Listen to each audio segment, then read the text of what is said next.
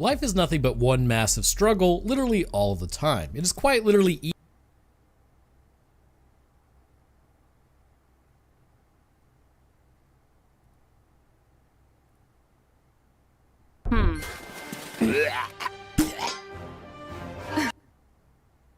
Forget everything you knew about war games. The large-scale action game War Thunder will bring you a storm of unforgettable experiences. Fight in the skies, assault enemy positions on the ground, or send your foes to the bottom of the ocean.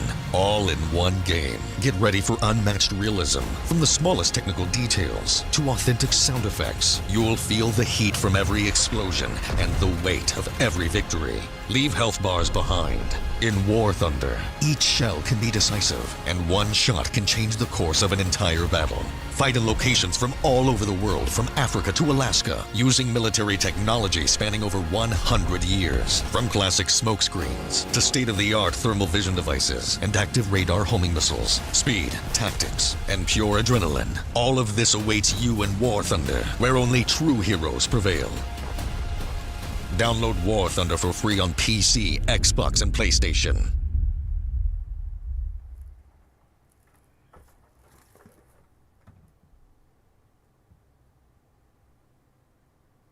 There's nothing else quite like burning enemies to a crisp, and the newest agent in Zenless Zone Zero does just that. Bernice is the resident mixologist and flamethrower extraordinaire of the Sons of Caledon, and you do not want to mess with her. One flamethrower just wasn't enough, huh? Of course not! Bernice is an anomaly DPS, which means she wants to stack up fire anomaly on enemies until they burn. But not just that, she has a secondary passive mechanic called Nitro Fuel Cocktail, and that really sets her apart. Gradually build up heat until it triggers Afterburn, which does continual fire damage regardless of if Bernice is still on the field or not. This makes her the perfect partner for Jane and Caesar and gives us the first real full S-rank team. And they are absolutely insane together. Bernice triggers Afterburn, Caesar focuses on stunning, debuffing enemies, and buffing Jane, and then Jane comes in to do insane damage by triggering Assault and Disorder because of the ongoing burn from Bernice's Afterburn. The synergy is unreal. But even if you didn't get Jane or Caesar, she's still gonna fit perfectly with a couple A-ranked Sons of Caledon partners on her team like Piper and Lucy, but just about anyone should be able to put together an awesome team with one of the coolest agents in the game.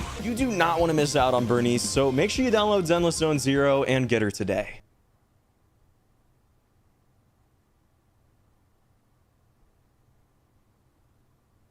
When I was a kid watching Planet of the Apes, I thought to myself, man, humanity really got screwed over. But after watching the Planet of the Apes trilogy, bro, what is wrong with humanity in these movies? It's sort of like how in The Matrix, humans are just otherworldly levels of giant losers, but instead of giant robots that can tear us apart, we're just turds to giant monkeys that can tear us apart. And tear us apart they do. You see, taking place throughout Rise, Dawn, and War for the Planet of the Apes, humanity got screwed up big time. In an effort to cure the unfortunate but natural effects of aging, specifically Alzheimer's, more aggressive means were needed to alter the human genome to create an effective medicine to combat the horrendous march of time. We turn to what we normally turn to when testing potential medicines that could, body us, apes. In this case, chimpanzees who share similar reactions and traits to humanity, but not as valued in terms of their lives. After administering the newly concocted medicine, it would result in the apes, who were highly intelligent, pretty much rivaling humans in most aspects, but humanity would still continue to regard them as animals. Spitting in the face of these apes and their preference for peace, humanity would engage in a war with the apes that would ultimately spell our undoing and give birth to the abomination that was Marky Mark in Planet of the Apes. Now, God, it's horrible. So today it's pretty clear what we were discussing, just exactly what this medicine is, how it affects the minds of apes, how it originally was supposed to help humans, and why there appears to be such a detraction between humans and apes concerning the more aggressive version of the medicine, and why this is actually a fairly expected outcome. Alright, so for all the new people here, first, thank you for the 500,000 subs. Without you guys, literally none of this would have been possible. And seeing as there are a lot of new faces around here, I'll go through my usual spiel. Up on screen, you will see a timestamp. If you would like to skip ahead past the summary of the trilogy, that will kind of dive into the science of the movie and how the specific virus affects humans and apes. However, if you would like to stick around and listen to the sweet sultry sounds of my voice, that is also appreciated. Alright, so let's get to this long summary of, the beginning, which is Rise of the Planet of the Apes. We open up our story in the jungles of somewhere, and I'm assuming it's Africa considering that's where we find chimpanzees. A group of chimps is being chased by humans and are getting snatched up left, right, and center. After being loaded onto a cart, the troop attempts to run after those captured, but to no avail. Then we jump across the planet to see a green-eyed chimp. Currently, she is undergoing an intelligence test, which I have done myself, and I can't even solve that test that quickly. And seeing as Bright Eyes, the ape, is solving the test so quickly, Will, the researcher, runs to his boss, Steven, to tell him that they are ready to move on to human trials with this breakthrough, and he's ready to show the board. Will begins his presentation discussing the virus known as ALZ-112, or ALZ-112, doesn't really matter, but it has been given to the ape to create neurogenesis, but in reality, their main goal is to cure Alzheimer's. Everyone is pretty stoked, and back in the holding area, they are attempting to get Bright Eyes out of her cell. As they do, okay, man, the body language clearly shows that she's guarding something underneath the bed, but these guys are big brainy brains, I guess, and actually, you know what? These scientists are too bright. They attempt to force Bright Eyes out of her cage. Back in the meeting, Will goes on discussing how there are no ill effects to the dose, except that it turns the iris green. In theory, the cure would fix a wide array of human genetic diseases. As they are all high-fiving about all the money they're gonna make, Bright Eyes then bursts through the glass and then is taken out on the table. Steven is pretty upsetty spaghetti and says that they are all contaminated and need to be taken out. He orders Robert to take out all the apes in the facility. Steven allows Will to stay on with the company, but tells him to, oh, I don't know, just like with his old man, take the cure back to formula, perhaps? Which kind of bums out Will. While euthanizing the apes, Robert finds out that Bright Eyes was actually trying to protect her child, and then makes the decision that Will needs to take the ape home. Will has now doomed the planet of the apes. Arriving home, we find out that Will's dad isn't doing so hot, which is kind of a big driving force behind why Will is even trying to cure Alzheimer's. Will shows his dad Caesar and says don't get too attached, but, well, he's gonna get attached as we all know. The next morning, we see how far along into dementia the father is. Forgetting that he hasn't driven in years, he's the first to notice that Caesar is displaying traits well beyond what a day-old ape should, and that his eyes are also green. Fast forward 3 years later, and we go through a montage about how super cool Caesar is. His skills advance faster than that of a normal human, and by comparison at that age. His neurons are advancing faster than his own species to boot. A fight then breaks out between Will's dad and the nurse, which prompts Will to just straight up jack some of the ALZ-112 virus that he knows will work. He injects his father with the virus in hopes that it will cure him or at least stave off the Alzheimer's. The next morning, his dad is downstairs playing the piano and clearly is better. His father begins discussing how he has been cured and he feels 100% back to normal. Checking his vitals, Will doesn't pay attention to where Caesar is, and then he gets outside. He heads to the neighbor's garage where he's discovered by a little girl. The dad then comes out with a bat and begins swinging at him, but Will gets to him just before Caesar is badly injured. He did get a cut on his leg, which prompts a visit to the hot zoo doctor, or veterinarian if you like, and then they decide to start dating. Not really important, but you know, just so you know, there's a love interest. We go through the whole bonding thing, as you do, and then they decide to take Caesar out into the woods so that he can get some freedom. They take off Caesar's leash, and Caesar then extends his hand as a gesture of asking for permission. Caesar then runs through the woods, and then we get this montage of him running through the woods for like years, having massive chimp energy, and then he looks like that one ape Professor Farnsworth created in Futurama for a while, but then a family and their dog show up, and then Caesar sees the dog wearing a leash too. And this prompts Caesar to ask if he's a pet. They assure him that he's not, but I mean, well, you know, maybe not. We put kids on leashes nowadays too. Caesar then asks about his parents and asks what he is, which is an interesting question for an animal to ask. And I believe the only other animal to ask this was a parrot that they taught to speak, and then it asked before it died what it was or something like that. I can't remember specifically. Anyways, it really doesn't matter to this. Will then shows him the facility that he was born in, and then Will tells him that his mother ate lead, so he raised him. So the veterinarian now is asking questions, and it comes out that the ALZ-112 virus can be passed along genetically to offspring, and that Caesar has some of the traits that his mother had. Meanwhile, the dad is using a fork backwards, showing that something appears to be amiss with his brain. Looking into it, he discovers that the virus is being thwarted by the immune system, meaning that the Alzheimer's is coming back. Meanwhile, the dad then wanders outside and gets into the neighbor's Mustang. The neighbor yells at the dad, which makes Caesar upsetty as he begins attacking the neighbor. The neighbor makes a run for it, but Caesar is about to clap them cheeks when he comes to his senses and then realizes what he's doing, and then goes on to check on the dad as the people back away. The cops then show up along with animal control and then moves him to his new home. They let Caesar out into his play area, which at first I think he thinks is pretty neato, and then Will is forced to leave him there while he appeals his sentencing to the sanctuary. Caesar quickly realizes that it's really just him being abandoned, and he doesn't like it. And then the most needlessly ridiculous character arrives. Malfoy here is being a turbo douche to everyone, and then locks Caesar in a cage as the rest of the chimps freak out at a newcomer. It's a madhouse, I tell ya. Back at home, it's clear the dad is degrading quickly. ALZ-112 is no longer effective at all, and for some reason his brain is degrading even faster than normal, which didn't make a lot of sense until I sat down and thought about it, but we'll kind of talk about that later. Will then spills the beans to his boss that he already did human testing on his father and that ALZ-112 did work, but he developed antibodies. Will says that he needs a more aggressive virus to make sure the body can't resist, and oh man, this turns out to be a great plan. Again, Malfoy is just a complete loser to everyone. I half expected him to keep saying Pata, honestly, and the red sweater on Caesar isn't working. The other worker is just sort of spineless, and that'll probably save him later, but back at the labs, Steven awarded Will with a bunch of apes to try ALZ-113 on, and this is where we meet Koba, and this is the ape that would actually doom everyone. During an experiment on the ape, Robert is inadvertently exposed to ALZ-113 when his mask is kicked off. Always make sure your PPE is on properly, my dude. And here is where we get the great exposure event, and this is why quarantine is so important. Anyhow, back at the sanctuary, the other chimps don't really like Caesar and what he is wearing and then begin attacking him, or at least the alpha does. Malfoy runs out and tranks them both and then brings them back to their cages. Meanwhile, back in the lab, Koba is showing an increased intelligence, showing that the virus is in fact working. Robert, though, appears to be having an immune response. Back at the sanctuary, Maurice, the giant orangutan, signals that he knows sign language, but the people don't.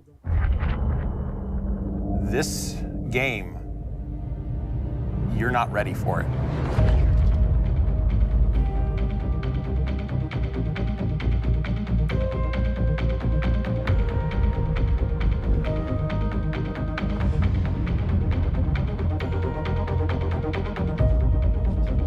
You're in the middle of this beautiful sci-fi environment, and you're seeing intrigue, the espionage, the alliances form, the power that just shifts around, and it's amazing to watch. Right, this is primary, Julia, secondary. Simple actions can have massive effects. You can cooperate with people, compete with them, make friendships, deceive them, betray them. It's amazing to think that it's all just other players. More players start coming. It just starts this complete cascade of actions, and you don't know what's going to happen. It is a free-for-all. People get locked up and shot instantly. People start dying left, right, and center. It's just something that you can't get anywhere else. It's just the rush like no other. All good moves. Everybody's on this journey and writing their own stories, and that is probably the simplest way I can describe it.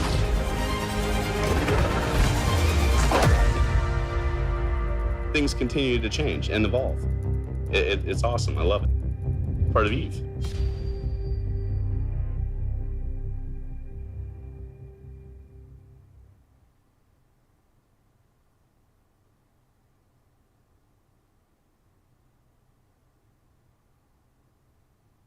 Hey, did you know you might get a big cash payout if you were in a car accident in the last year? Yep, even if you weren't driving. Just click the link around this video to see how much you can get. You answer 4 simple questions and it only takes 30 seconds.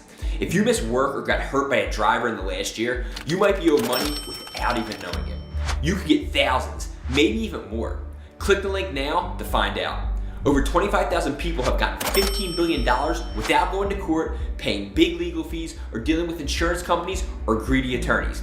Even if you're a pedestrian, rideshare user, a cyclist, motorcyclist, you can get the justice you deserve. Look at Tina, for example. She had no idea her case was worth anything. But after she came to Case Connect, she got over $140,000 from an accident that happened more than a year ago. No matter what you thought before, you can get what you're owed, maybe even more than you expected. So we can't change the past, but we can help you get a good cash settlement for missed work, hospital bills, and property damage. Here's what happens after you answer the 4 simple questions. In a few minutes, a Case Connect specialist will tell you if your accident qualifies for major compensation. After that, you just tell them about your case and wait for a check. You can get it in as little as 30 days. Your Case Connect specialist will do everything to help you because they don't get paid unless you win. So to see if your accident qualifies for a major cash settlement, click the link below and answer 4 simple questions. Some people feel bad about holding someone accountable and they don't want to cause trouble or look like they're scamming the system. Don't let that be you. You deserve compensation. It's your right. So click the link below, answer a few questions about your case. If you qualify, a Case Connect specialist will contact you with a plan the same day for free.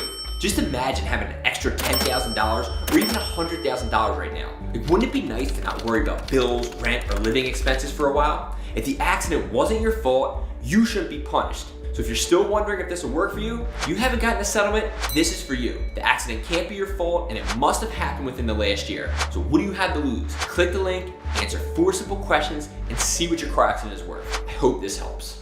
Case Connect, Case Connect. Hit the link down below and get paid a check. Case Connect, Case Connect. See how much you can get in 30 seconds or less.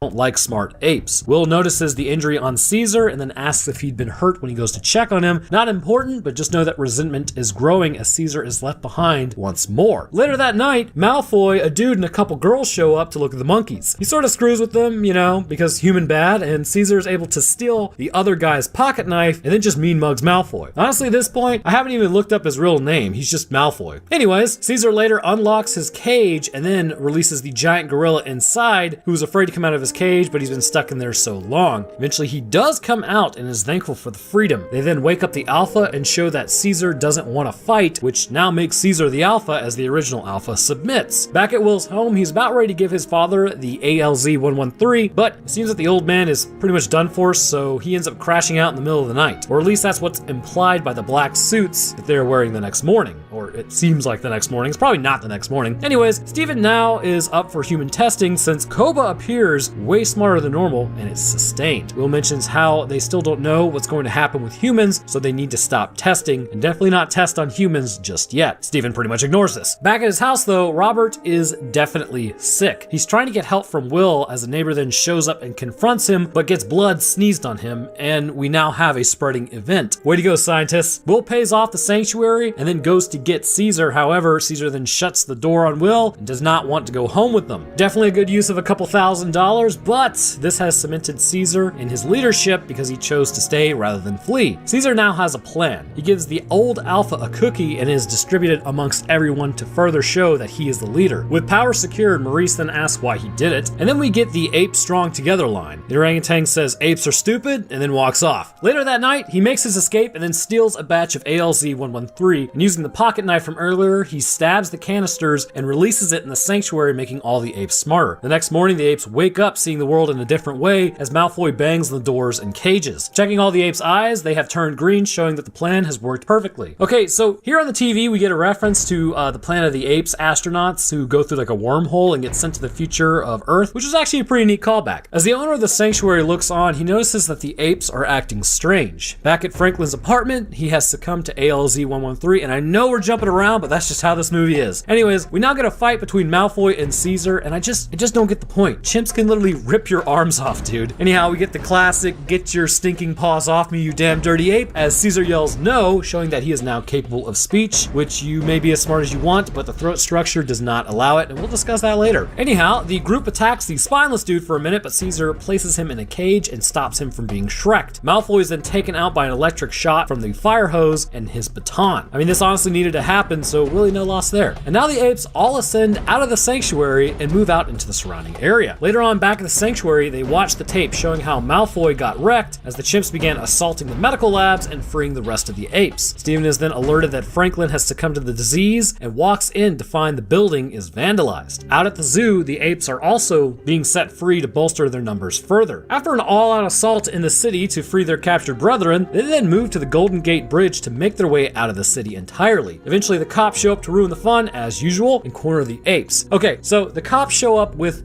batons. Bro, how are you gonna take out a 500-pound silverback gorilla with a baton? Like, how can you be so aggressive towards something that much stronger than you, but also be so stupid as to show up with a stick? Anyhow, this just shows the poor planning on humanity's part. But as the apes are fired upon by a helicopter, it is then brought down, and Steven is in it in the process, as he was on that chopper, even though it was completely unnecessary for him to be on that chopper. Off the bridge, Will gives chase in a cop car and then heads off into the forest looking for Caesar. Koba is the first to find him and tries to attack, but Caesar throws him off. Will tries to convince Caesar to come home, but respects his decision to stay in the forest and lead his monkey people. Also, the neighbor then goes into work feeling a little under the weather and has a nosebleed, and this spreads the disease far and wide, which at this point we know happens pretty easily. And this leads us into Dawn of the Planet of the Apes. Humanity is totally screwed by a pandemic. We actually open up Dawn of the Planet of the Apes with news reports stating if you have a sore throat, stay home. However, as the disease continues, people become erratic, aggressive, and civil unrest ensues. Totally not what humanity does anyways. Dubbed the simian flu, it is stated that only about 1 in 500 people are capable of surviving the virus, which puts us at just 16 million humans left. Back to focusing on Monkey, they are hunting in the trees. They have established themselves as a major presence in the redwood forest. Caesar now has a son who is immediately attacked by a bear. He shouts for help as Koba comes flying dagger style and then stabs the bear in the back and then takes it out. Heading back to camp, they now have set up an ape society, but really it's not all that important. Just know Koba is sort of taking Caesar's son Blue Eyes under his wing as a secondary parental figure. Maurice is teaching the tenets of apedom, saying apes should not take one another out, but if they are related to us, they will anyhow, because humans do it, apes do it, everybody does it. I mean, look no further than, what was it? It was like a cave.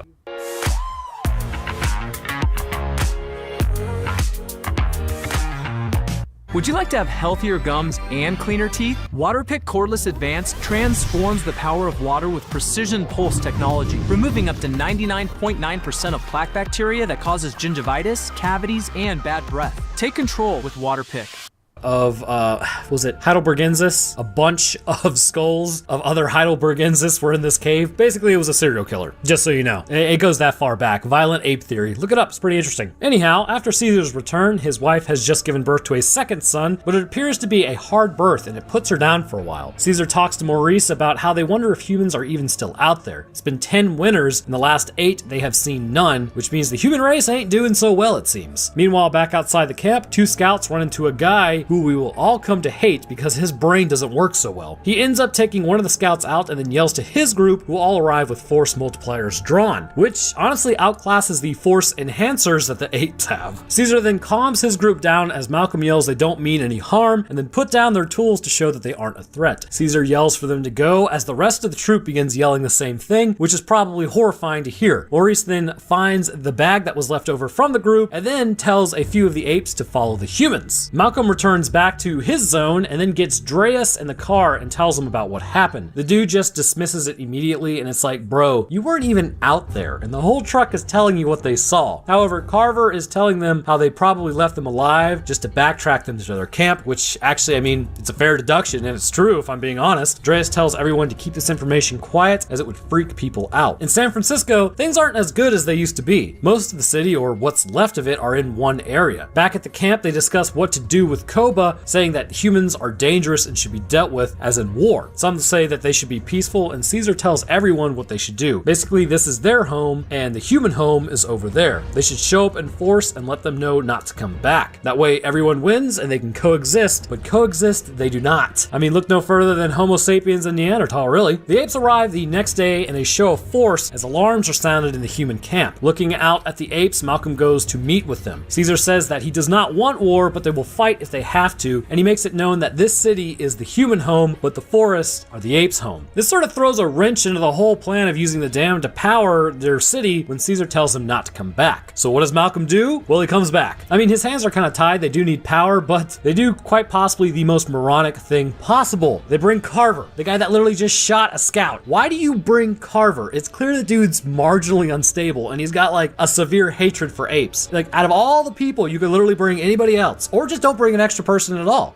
I just don't understand why this is necessary. Also, Dreas launches into some speech to calm everyone by telling them that he's scared. It's a great speech, boss man. However, Dreas does have a point that the power from the dam would allow them to reach out to the rest of the world and find out who's left, and then they could rebuild. But I don't know what's really stopping them now. They say they have 2 weeks of power left, but why not flip on a radio? Why do you need the dam's power? This part didn't make a lot of sense to me. Anyways, Malcolm sets off with his group to attempt to make peace long enough to get the dam working and get power. Out at the ape-controlled area, Malcolm then tells them to stay in the truck, do not leave, do not get out, just stay there and let him go make contact. Upon making contact with the ape camp, he's then pulled to Caesar and does like this groveling thing, like, come on my guy, stand up like a homo sapiens. Anyhow, Caesar is baffled as to why he has come back, but agrees to hear him out. Malcolm tells him about the dam, and Caesar agrees to go there with them as the humans seem desperate. Back at the cars, Malcolm appears to say that they can work on the dam, but they have to leave their force multipliers behind. The apes break all of them as Koba tells Caesar if they get power, they will just use it to harm the apes because Koba knows humans. Ah, growing disagreement. You love to see it. Meanwhile, back at the forward operating camp, we get some exposition about how everything sucks in the world and everyone has lost someone. I mean, with 99.8% of the human population flatlined,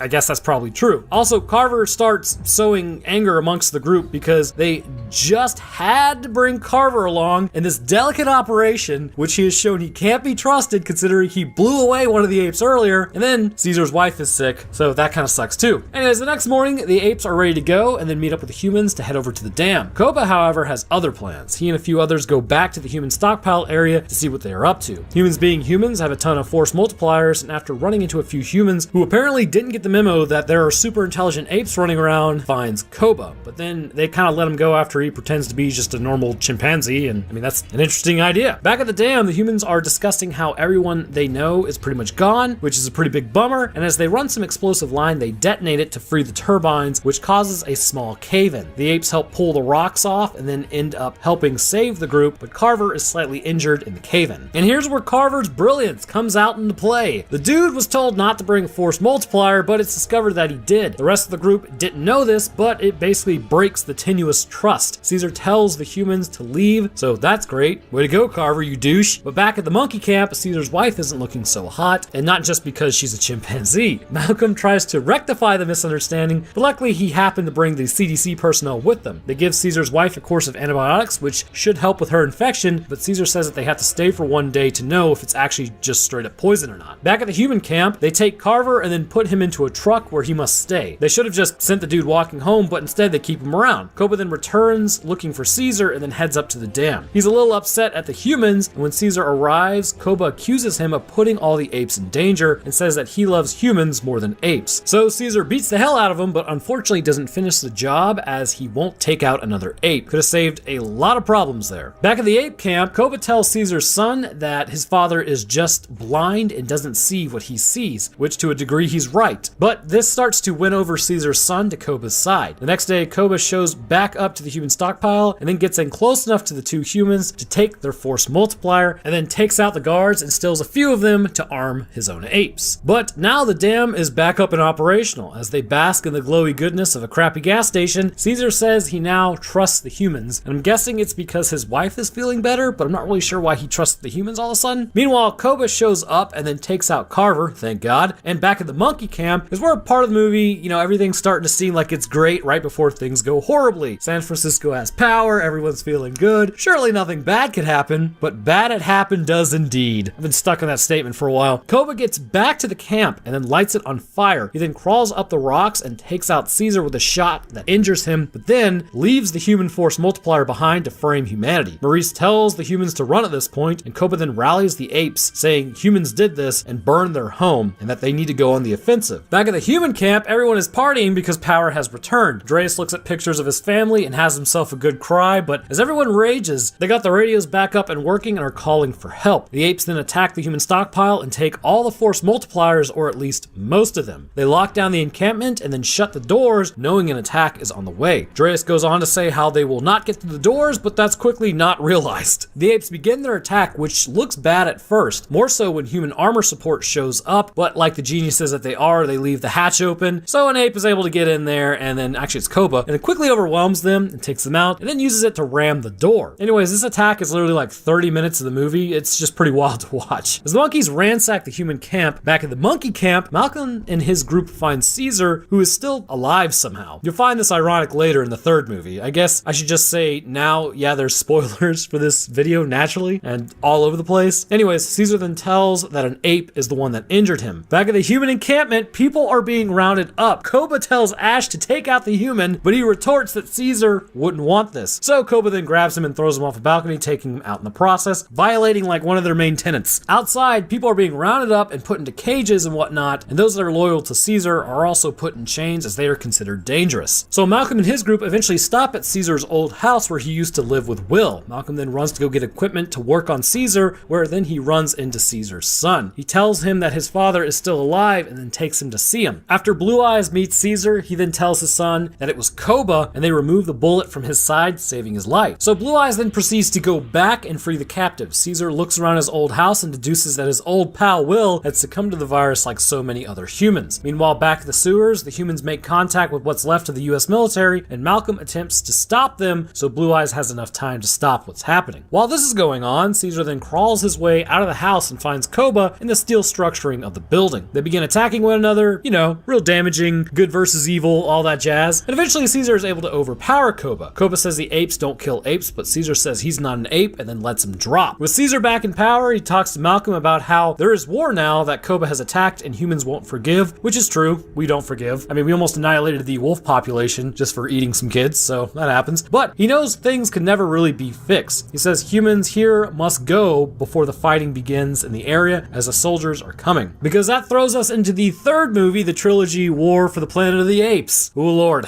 we are gonna get through this one way or another. We open up our story with a quick summation of what's happened. Rise, dawn, and war. Basically, humanity isn't doing so hot after the war broke out between humans and apes, coupled with the virus that ransacked our species, and now what's left of the US military is on the hunt for these intelligent apes in an effort to eradicate them. As a bunch of soldiers make their way through the redwood forest, they eventually spot a stronghold of apes on the ridge, but now we also have other monkeys working with humans in an effort to annihilate apes. As they set up their armaments, they launch a full-scale attack on the apes, blowing apart the ramparts and pushing them back up the hill. One manages to escape to warn the others and then get reinforcements. As reinforcements arrive, I have to ask,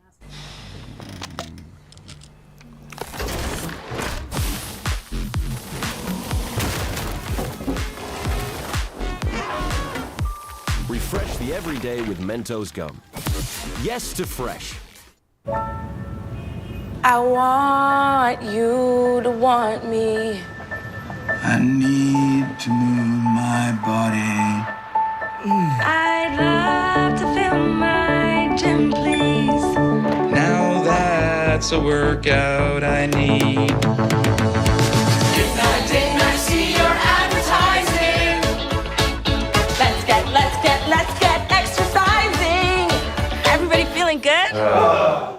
this question because it's important. What even is the point of the soldier's body armor if it doesn't work? The spears made by monkeys are able to easily pierce it with like no effort. Anyhow, after the battle concludes, the remaining surviving soldiers are captured, but instead of being taken out, which is likely what Caesar should have done, he instead ties them to a horse and lets them walk. He's questioned about how do they know they will send the message and that they just really won't come back and take them all out. And Caesar says that they are the message because he could have just ended them. Not sure, my boy, I wouldn't trust humans at this point. Anyhow, the Alpha Omega gorilla mentions how the Colonel is coming after Caesar and how he wants to take them all out, which riles up the group. The Alpha Omega gorilla then overwhelms the gorilla known as Winter and escapes back to the human soldiers' encampment. As the apes head back into their main home in the waterfall, eventually Caesar's son Blue Eyes returns home from scouting a way out of the forest. He mentions how on the other side of the mountains there's a large desert. Just so we're all aware, he's talking about the Rockies. That took an embarrassingly long amount of time for me to arrive at that conclusion when I was watching this. Back under the waterfall, everyone is pretty jazzed about everything. Blue Eyes got himself a girlfriend named Lake, and later that night the apes discuss leaving the waterfall. Winter wants to leave that night as the soldiers are getting pretty close, but they talk about how they need to plan first. Little do they know, they probably should have left like that minute, really. Later that night, when most of the troop has gone to bed, Caesar sees a light in the waterfall. As he goes over, he reaches out and finds a rope, which means the humans are here. He tells Blue Eyes to protect his mother and brother, and then goes on to find the patrol tasked with guarding the group. After rousing the troop, Blue Eyes is seen taking out one soldier, but another pretty much has got his sights trained on him. Over the radio, the colonel is heard saying that King Kong is dead as Caesar goes to confront him. The colonel has taken out Caesar's wife and his son, but accidentally left him alive. Colonel then makes his escape before Caesar is able to get to him and thus kicks off a blood feud. Later they realize that they can't find Winter, so betrayal seems likely, but his youngest son Cornelius is still alive. The next morning, everyone decides it's time to nope out of there and head towards the desert that Blue Eyes was talking about. Caesar instructs Lake to take care of Cornelius while he goes on a blood rampage. Maurice attempts to get him to come with them, but Caesar declines, and so a small group decides to accompany Caesar, consisting of Maurice, Rocket, and Luca. Setting out, they find a small outcropping area. Moving through, they find one lone man. As he drops his firewood, he goes for his force multiplier, and Caesar annihilates him pretty quickly as he's done being Ranger McFriendly to these damn dirty humans. They question why he is out here alone, but as they head inside, they find a little girl. She appears not to be able to speak, which is concerning to Maurice. Maurice says that she will meet her end out here if they don't take her with them, so they end up yeeting her onto a horse and then taking off. Her reaction to her assumedly ended father seems a little stunted, right? Well, that'll be discussed later. Eventually, the apes are able to find the soldier encampment where they find Winter with a brand new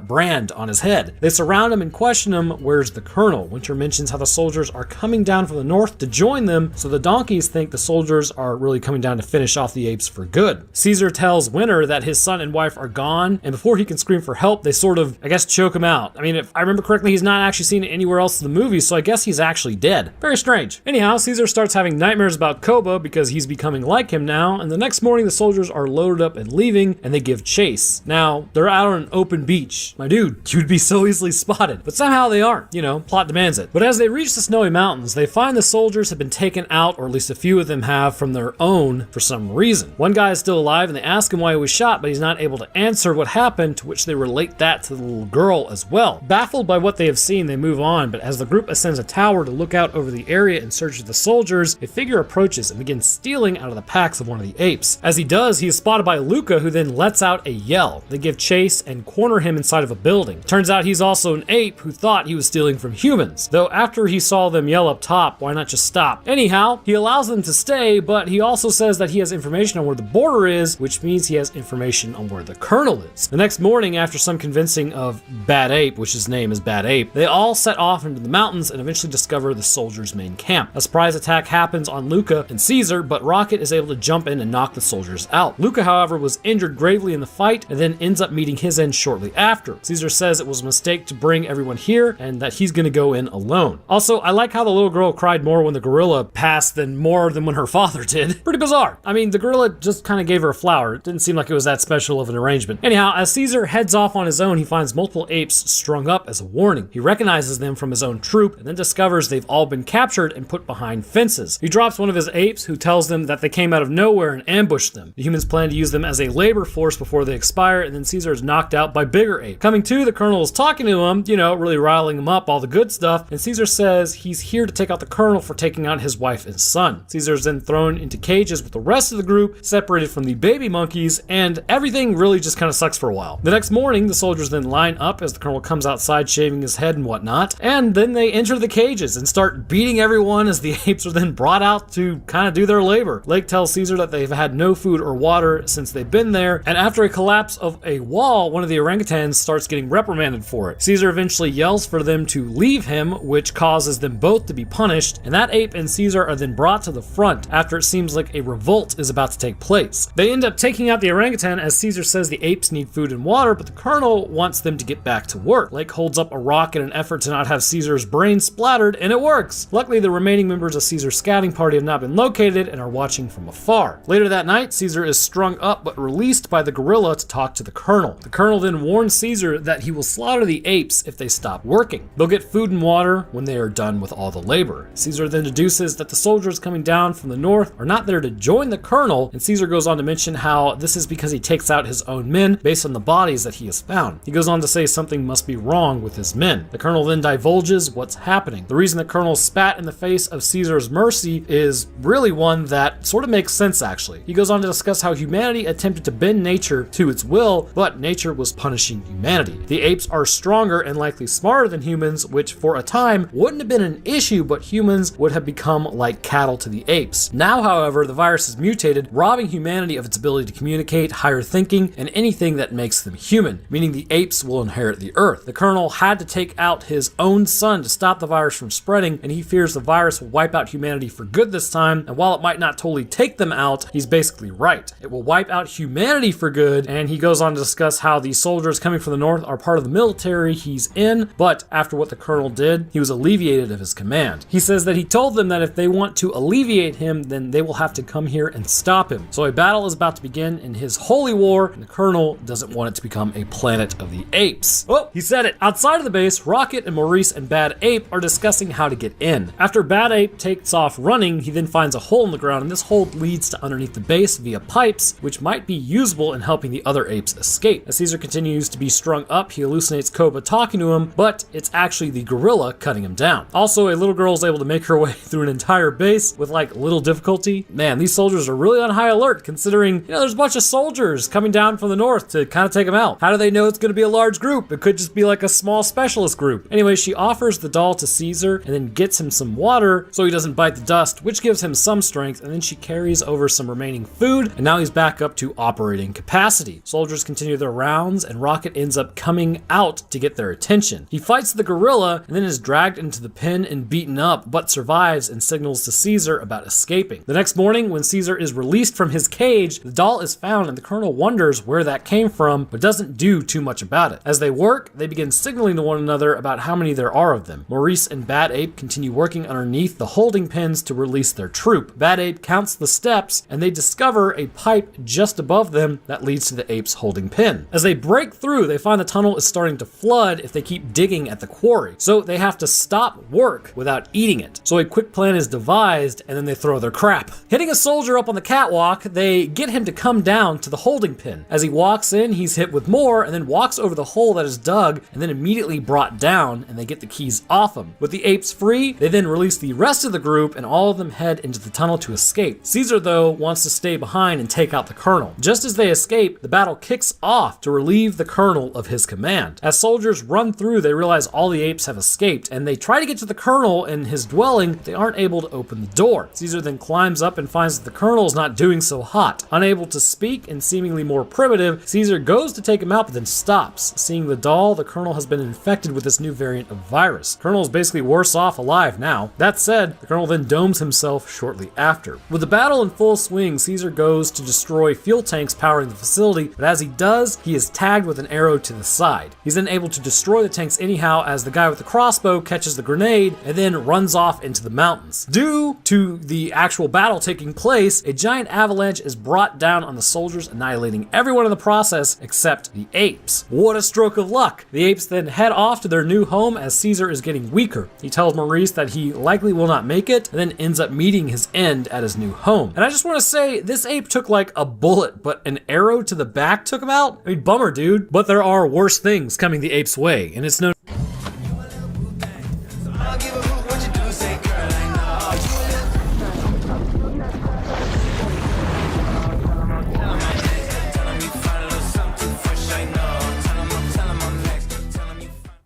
known as Marky Mark Crashy Crash Landing into the future after his shuttle entered some sort of time warp, fleeing them, I guess, when the apes are already well established. Godspeed and good luck to you, you damn dirty apes, you'll need it. So holy cow, I mean, that was a long one. Legitimately, I didn't think Planet of the Apes would be as interesting as it was, but with the virus and sequence of events leading up to the apes becoming the dominant species, I was kind of rather interested in watching it, and it sort of makes you hate the human race. So the first thing, though, I wanted to talk about is starting with ALZ-112 and the effects it had on humans and apes alike, and why they should have likely just stopped there. ALZ-112 was initially created as a way to combat Alzheimer's. Alzheimer's is a disease where different protein structures build up in the brain, choking out neurons, but also the neurons themselves self-destruct in ways that eventually result in holes being formed in the brain. This disease over time robs you of your memories, your fluid movements, and really just your humanity. An absolutely horrendous way for one of the smartest species on the planet to go, having the one organ responsible for everything we can accomplish slowly degrade from underneath us. Upon Upon ALZ-112 being used on Will's father, he quickly learned that the body would do what the body would do, and that is adapt to what it perceives as an invader. If it didn't, then we would all be nothing but virus factories until our species went extinct from being a virus factory. The body was coming into contact with ALZ-112, and although it took a fair amount of time, eventually the body was able to develop antibodies to medicine, which ultimately rendered it inert. This process would likely have been slow at first, but with the effects of ALZ-112 negated, the brain would quickly continue on. This says a few things to me about how ALZ-112 works once it enters the brain. The first thing that ALZ-112 is known for is neurogenesis, which essentially is the creation of new brain cells, and this allows the brain to recover from Alzheimer's. As new neurons are added into the fray or new dendritic connections are made, this allows for the brain to continue operating at what was once a normal capacity, but this also points out a critical flaw with the medicine. It does not outright stop the progression of the disease, which is a critical portion to stop if you want the lasting effects. So here's why Will's father went downhill so fast, even though he received injections monthly every year. As the neurons were created, the brain was still suffering from the ill effects of Alzheimer's, and neurogenesis was just able to stay out in front of the brain-destroying disease. As the brain created new neurons, the pathways were able to be maintained, but likely what was happening is the beta amyloid plaques were still building up in the brain, even though the brain was capable of compensating for a short while. As these plaques choked out more and more neurons, eventually an almost equilibrium would be reached with the brain until the body created antibodies. Once this happened, the neurodegeneration was continuing on as normal, but almost to the point of which no one has survived. Well, no one has survived, and then it went past that point of how quickly it would degrade a brain. So from here, the plaques would take out so many neurons so quickly, his disease seemingly came back with a vengeance. In humans, it was able to last as long as it did because of the weaker immune systems. In apes, however, likely had they continued to run trials, this virus would have shown soon, possibly even years sooner, that it was not a permanent fix to the disease. However, the virus seemingly does not just stick to the brain, and it would seem, which is really kind of expected, as it was attempting to propagate as much as possible. Within the eggs of Caesar's mother, an egg would likely become infected, or even possibly when Caesar was a fetus. Considering he was so young, the virus would work its way into his neurons and then begin setting for neural connections at a much faster rate, as well as increasing gray matter quicker over a short period of time, which is shown as he progresses well beyond what a human is capable of a similar age group. This doubling of gray matter within his brain made him much smarter than obviously his peers and humans, but at this point the virus had affected his genome. The reasoning for this may be as simple as how Caesar was raised. In primates, and mammals in general, we receive most of our antibodies from our mother's milk when we are breastfed, and this sort of bridges the gap of time when we are infants and our immune system is really kind of weaker and definitely not strong or really functioning well on its own. Considering Caesar was taken away from his mother at a day old, and as far as I know, Will can't produce breast milk containing antibodies, the virus had essentially free reign in his body. The virus was integrated into his being at this point because there was nothing to counter it, meaning that the weaker virus was quite capable of existing within him permanently, and his body would become accustomed to it, which may explain why the first night at Will's house, Caesar was sick. That was an underdeveloped immune system attempting a response, but failing. Think it's crazy? Well, really it's not if you look at it. So look at the herpes virus, for instance. When you are initially infected, you may develop flu-like symptoms, but the virus is permanently in you as it's attached itself to nerve clusters and even infected the nerves themselves. The same idea can be applied to Caesar. Likely his mother, she may not have needed monthly injections if she did not suffer from neurodegenerative disorders, but her intelligence would have been more limited as her body would have responded eventually to the virus trying to create alterations to the cell. So a nice way of summing up what ALZ-112 does is this. If you are human without cognitive degeneration issues, the virus would make you more intelligent, but eventually the body would produce antibodies rendering the virus inert, but you would still retain that intelligence that you have built up over 5 years. Ideally, this would usher in a utopia for humanity as genius becomes average. If you are human with dementia, it can maintain a balance keeping you at your original level of intellect, but once the body produces antibodies, it's game over. If you are an ape receiving shots, you would maintain the intellect gain, but it would be less as the immune system is stronger. And if you are infected as an infant under the right circumstances, you may actually have it passed down to you through your mother's blood supply, which ultimately makes you more intelligent. However, the issue was, Will attempted to save his father outright and wasn't happy with the extra 5 years that he got. In this effort to harness nature to combat nature, he would go on to create the downfall of humanity, ALZ-113. And this is where the issues began cropping up. ALZ-112 was a fairly weak virus, something the body could overcome. ALZ-113 was never intended to be overcome. The body was forced to deal with this invader permanently, but they needed it to really have no ill effects. The issue was, however, testing wasn't carried out all the way that it was supposed to be, and this new version had a much more aggressive virus that apes were capable of handling, humans were not. After the initial exposure event of Franklin being infected and sneezing on a pilot, and thus the pilot carrying it across the world, humanity was pretty much screwed at this point. Dubbed simian flu to shift the blame away from the fact that it was created in a lab and not in nature, the intention was to show that it was the apes' fault. This bred a lot of hatred towards the apes if you didn't know that already. 48 hours after exposure, people would report severe headaches, sore throats, weakness, fever, and joint pain, all indicators that the innate immune system is coming across the virus. 36 hours, nausea, vomiting, red eyes, raised rash, and chest pain, as well as cough, would begin forming in people, showing that the body was basically in a panic, attempting to thwart whatever was invading. 7 days after the infection, and stomach pain was immense as blood was likely dripping into the back of the throat and down into the stomach because you were bleeding from your nose, mouth, rectum, and eyes. Severe weight loss, as the fluids leaked out everywhere, was also fairly common. Essentially, you were a dead man walking. It's clear to me that the virus chosen for ALZ-113 was likely a form of an Ebola virus. It's clear this virus was likely weakened in some way, however, as you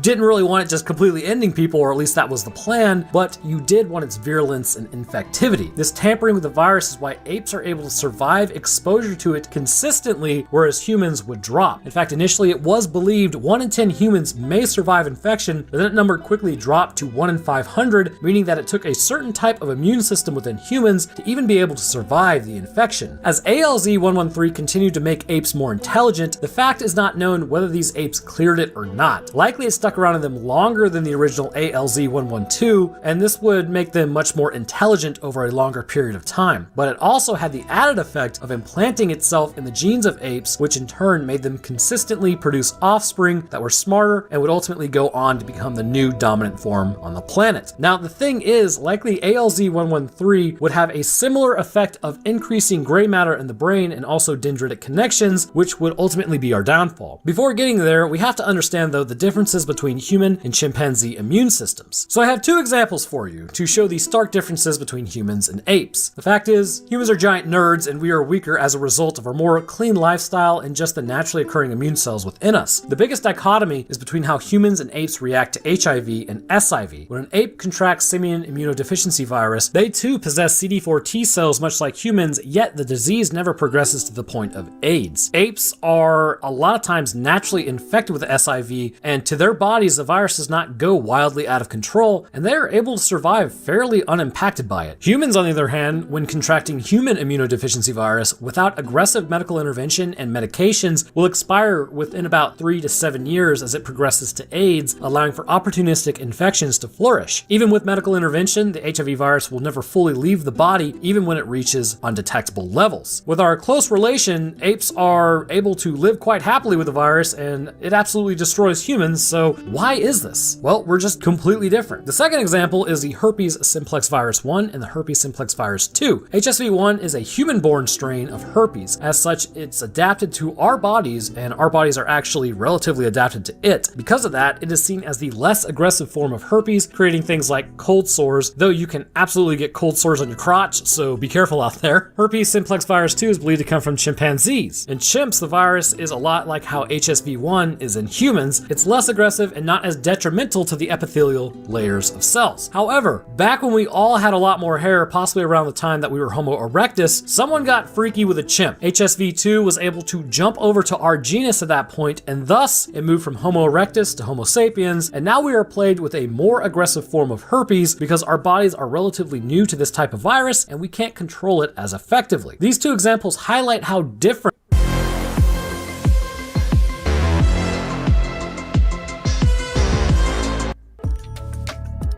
With wind training from Universal Technical Institute, you can train to turn your passion into a hands-on career.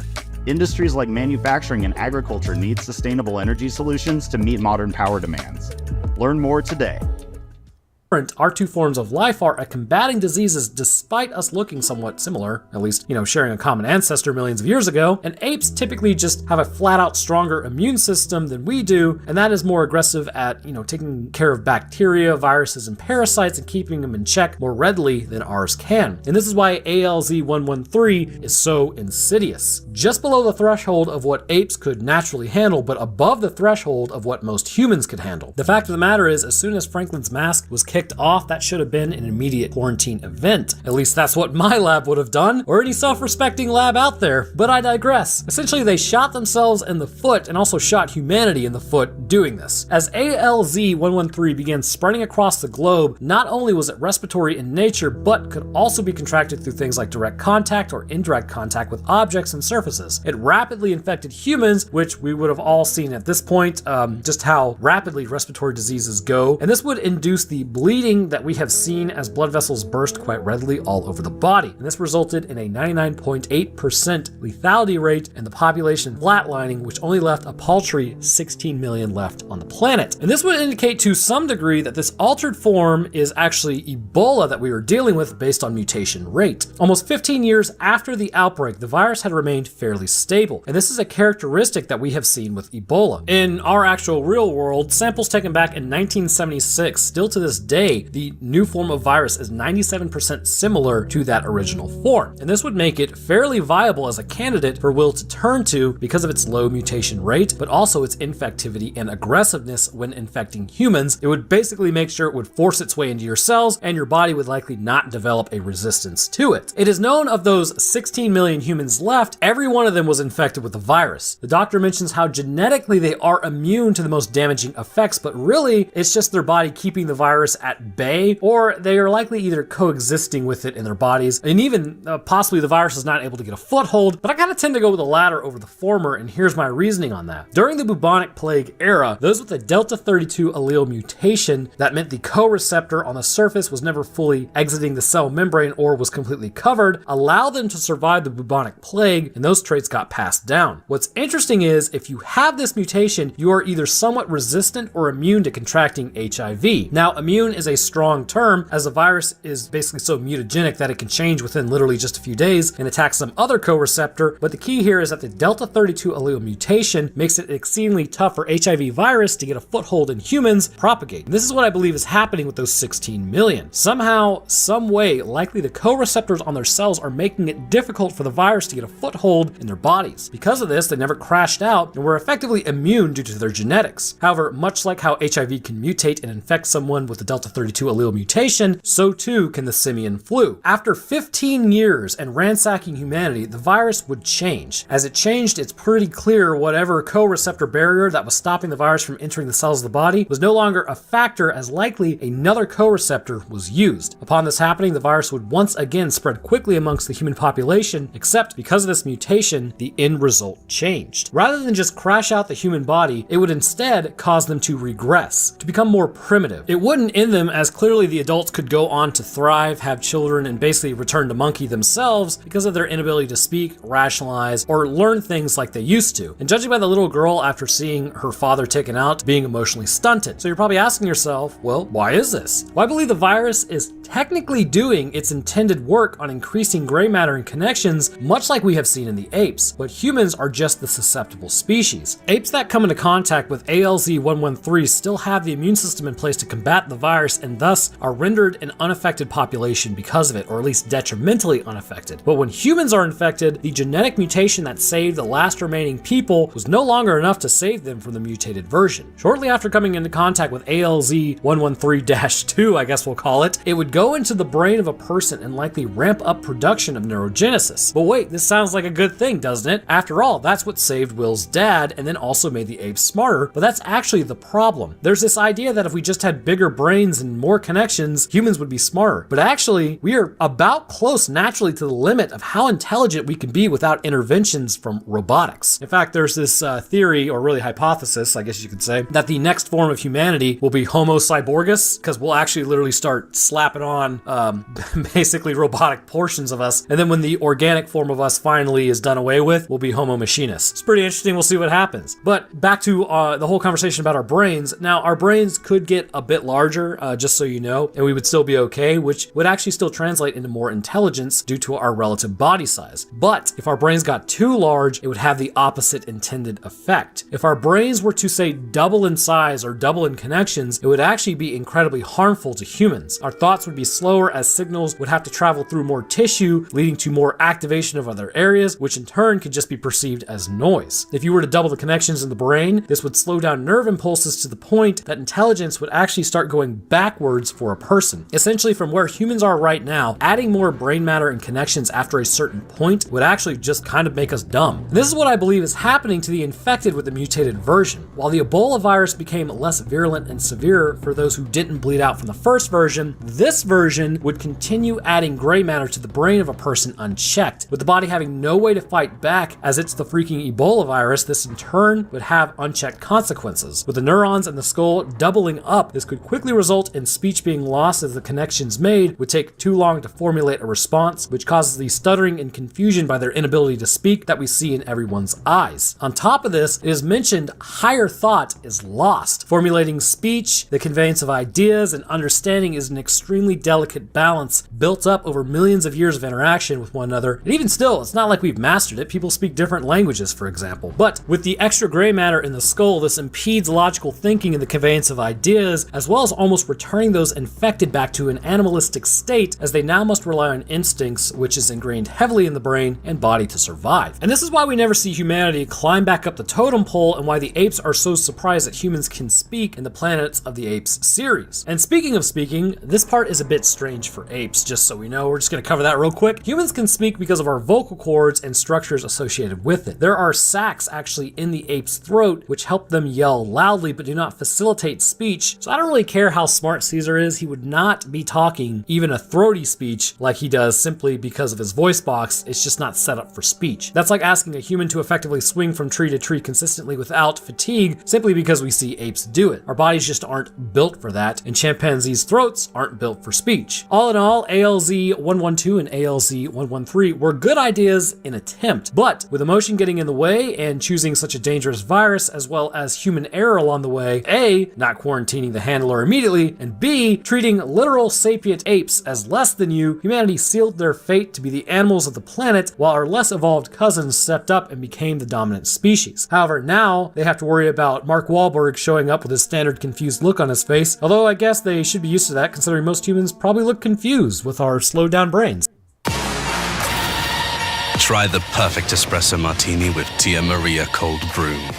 I don't know which one of you requested to watch The Ruins, but after watching it, it kind of just ruined the entire day for me, and you'll come to find out why this is the case. Taking place in Mexico, specifically the Yucatan Peninsula, a group of friends decided that going and rediscovering an ancient Mayan temple is the way to go rather than just drinking beer and hanging out by a beach. I mean, to me personally, it's no contest. Obviously, I would want to meet my gruesome end atop a sun-soaked temple, and this group knows how to party, so they agree. Having left very little information about where they were headed and where they could be contacted, the group becomes stranded quite quickly with a type of monster that actually doesn't seem like it would be that hard to overcome, but for some reason, nobody has used any napalm yet. So anyhow, today we'll be discussing what is in this temple, why it hasn't spread very far as of yet, and also, you know what, just screw it. We're gonna talk about how easily it is to overcome this issue that these people are faced with, because why not? Okay, so for all newcomers here, which I say every time because there's new people, up on screen you will see a timestamp, but I also figured out how to put timestamps in the actual progress bar on the video, so that's super useful. But if you want to bypass a summary of this movie and what happens and why we should all despise a character, then head there. For everyone else, let's learn why you should never go explore the ancient Mayan ruins that are stricken from maps and very obviously trying to have their existence hidden for funsies, unless you're Indiana Jones. We open up our story to an extremely dark area and a woman crying. As she sits with very, very little light overhead, she's calling for help, but then gets got by something that we can't see because it's almost pitch black. As we move through the forest, it's pretty clear they are virtually in the middle of nowhere. And then we jump over to our main group of friends, Stacy, Amy, Jeff, and Eric. As they sit poolside for some god-awful reason, Jeff and Stacy are playing cards. Seems that the group had gotten a little lit the night before, and this is somewhat of a recovery day. Amy then sits up and says that she lost her earring, which turns out to be her favorite earring, and she just can't bring herself to part with it. As they look around, a German man named Matthias takes notice and then heads into the pool and finds it, bringing it back to the group. As as he turns around to leave, the group offers him a drink, to which, I mean, have y'all ever offered a German a drink before? They usually don't say no. My father-in-law and wife really know how to rage. He goes on to explain that he's here with his brother, but he left with some girl to go to a dig site as she's an archaeologist. The group says that they would like to come along with Matthias to hit up that temple. The girls take some convincing, but eventually they are down for it and then choose to leave the next morning. But then Amy makes the biggest rookie mistake you can possibly make before having to get up early the next morning. She drinks too much out at the beach. Amy tries to dance with Jeff, but he's kind of not feeling it, so Jeff decides to go to bed, leaving Amy completely hammered, and her being the great person that she is, starts dancing with Matthias. She attempts to kiss him, but he's like, nah, I'm not feeling it. Good dude. Amy, on the other hand, is a turbo loser. The next morning, Jeff finds the Greeks from Matthias's group had passed out on the beach, so likely they aren't going to be coming. Stacy and Eric are getting up, which we gotta blur this out because it isn't educational like the naked yoga that you can find on YouTube for some bizarre reason, which that's not even a joke. Like, what is going on with this site? And that's why we got that YouTube red, baby. Anyways, Amy is blowing chunks in the toilet and then copping an attitude with Jeff, which I'm not sure she has a leg to stand on to be upsetty, but after some convincing, Jeff gets her up and they all head out to the temple. Going into town, they realize it's roughly about 11 miles to the temple, or 18 kilometers, and then another 4-kilometer hike, or 2-ish miles. They find a taxi to take them, and when they initially ask the guy, he says that it's no good and he won't take them. But they pay him off. If they want to meet their end, that's their own business, so he agrees to take them out there. After arriving, they find the other vehicles there, and then the taxi takes off. Matthias luckily has a world phone, and Eric makes a joke about his phone working by saying like, can you hear me now? Keep in mind, it's a joke. That'll suck later. They walk over, and Eric almost spills the beans about Amy trying to make out with people, but either Jeff is unaware or he doesn't care. My money was on him just basically dumping her when they got back. But as they stop, they find 2 children standing in the woods watching them. Matthias then finds the path that they need to go to. It's also covered up by a bunch of fronds, which likely should have been an indicator that things weren't going to be great. Like, they've been ignoring a lot of warnings so far. Eventually, they exit the jungle and come out to a completely cleared area around the temple, which is fairly unusual since it's supposed to be abandoned. As they take pictures, a man exits the jungle and yells at them to stop in another language. They assume it has to be some sort of toll as Amy takes pictures and keeps taking pictures. Jeff tells her to stop and stay still. Jeff holds up money as more men exit the jungle. Matthias shows the man his world phone and says that he's looking for his hermano, which it means brother, and then Amy continues to move and take pictures. As she does, she backs up towards the temple, stepping on the plants behind her, which sends the men into a freak out as they draw their force multipliers and bows. Seriously, Amy, you suck so hard. In an effort to calm everyone down, the Greek goes and gets the camera from Amy and then walks it over to the men, but he catches an arrow probably right in the aortic arch and then catches some lead to the dome. The group freaks out and Matthias grabs his pack and they all run up the stairs to the top of the temple. I hate you, Amy. As they observe the surroundings, more men exit the jungle and now they're stuck up there. Matthias checks the tents for anyone, but every one of them are gone. They ask Eric if he has any signal, and then Amy gets upset with him because she doesn't know what a joke is and begins reeing. I mean, I know I'm going hard on Amy right now, but God help me, I hate this character. They then ask Matthias if he has his phone, but the man down there still has it. As they observe the mines down below, as well as women and children, continue to come out of the jungle and wait. Jeff says that the Greeks or the hotel or someone will come for them, they just need to remain calm. As they begin discussing rationing their water, they hear a cell phone ring from down in the temple. They assume it to be Matthias's brother, so they create a harness for him and send him down. Halfway down though, the rope ends up snapping. Matthias survives the fall but is paralyzed as he broke his spine, which that totally blows. And then at this point they send down a girl, to which Amy complains, asking why him or Eric can't go, but they really aren't strong enough to lift them back out, so they can't work the crank. So then Stacy decides to go when really they should have just thrown Amy down there. As Stacy is lowered down, we see the plants outside are also on the inside of the temple. Getting to the bottom, we see Matthias, which as stated, he explains he can't feel his legs, and Stacy also slices open her knee on something. She yells up Matthias's state, and Jeff says that they need to build a backboard. Jeff tells Amy that she needs to go down there, but she is refusing because she doesn't want to, and instead says they need to call someone. I mean, honestly, at this point, like I said, just throw her into the Temple of Doomshoe, please God. Instead, Amy tries to get the mines to help them, which doesn't work at all, surprise, surprise, and then Amy rips some of the plant off the temple and throws it and hits a kid. The kid freaks out, and then they just straight up dome the kid on the spot. Pretty brutal. Way to go, Amy. You're now responsible for ending a child. Back in the temple, Stacy continues to hear the phone ring. As she goes to look, she can't see it, but she's freaking out a bit. Up top, they got the backboard built and are ready to go. They lower Amy down, and now they have to figure out how to move Matthias. They try to move him the best possible way they can, can, but judging by that crunching sound, which you guys can't hear, but I could hear, that spinal cord is completely shredded at this point. Complete bummer, man. You're probably not going to walk again. Up top, they decide that they can't move him again or risk even further damage to his spine. Jeff has a moment of hope finding plane tickets, and he deduces someone will come looking for them. And with that breadcrumb trail with the Greeks, they assume many people, including hotel security, might come looking for them too. Amy tries to calm Stacy down as they all go to sleep. And looking over the temple, many fires are lit around, showing that people are definitely still out there. The next morning, as Jeff pees on the plants, he finds that they have bloomed. He then sees a watch and finds a person in the plants completely desiccated. Stacy then wakes up to find the plants on the temple have wrapped around her legs. Eric then starts pulling the plants out of her wounds on her legs. Amy is outside at this point, and Matthias says that he needs to see his legs, and then finds that the plants are all over his wounds. Jeff begins ripping them out of Matthias, but on Stacy they see plant spores are all over her clothing. Realizing that something is up with this temple, Stacy heads into the temple to find the source of the phone ringing to get help along with Amy. As they move through the temple with their fire, they can't really locate the source, and as they move in further, they realize that there is a person in the plants in the wall. They move her and then find the phone is not ringing.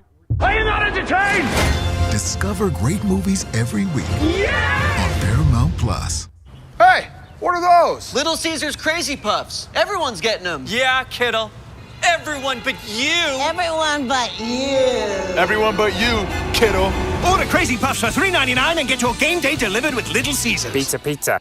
Ringing at all as it's completely broken. As they continue to hear the ringing noise, they hold the fire up to one of the flowers and find that the flower is actually mimicking the ringing. Amy reaches out and the plant begins attacking immediately, taking the fire away as they both run out. Stacy gets got for a second but is freed as they start getting pulled out of the temple before the plants can grab them. Amy tells them that the flowers were mimicking the noise, and she tells Jeff that she's not staying here, which I mean, you're more than welcome to go out there and get force multiplied out in the sand, to be honest with you. Then Jeff says the most ironic thing I think I've ever heard. 4 Americans on vacation just don't disappear. I mean, they absolutely do. Unsolved Mysteries is like completely riddled with those stories. But Jeff is just scared. But he does mention keeping their wounds covered, which is the ultimate good thinking. As Jeff brings Matthias some water, the dude is looking pretty bad, and considering his spine is snapped like a twig, that makes sense. Jeff checks on Matthias's legs and they are completely infected. Septicemia has begun setting in, which is a bone infection, and Jeff says that they need to cut off his legs to save his life or he won't last a day. Matthias then agrees,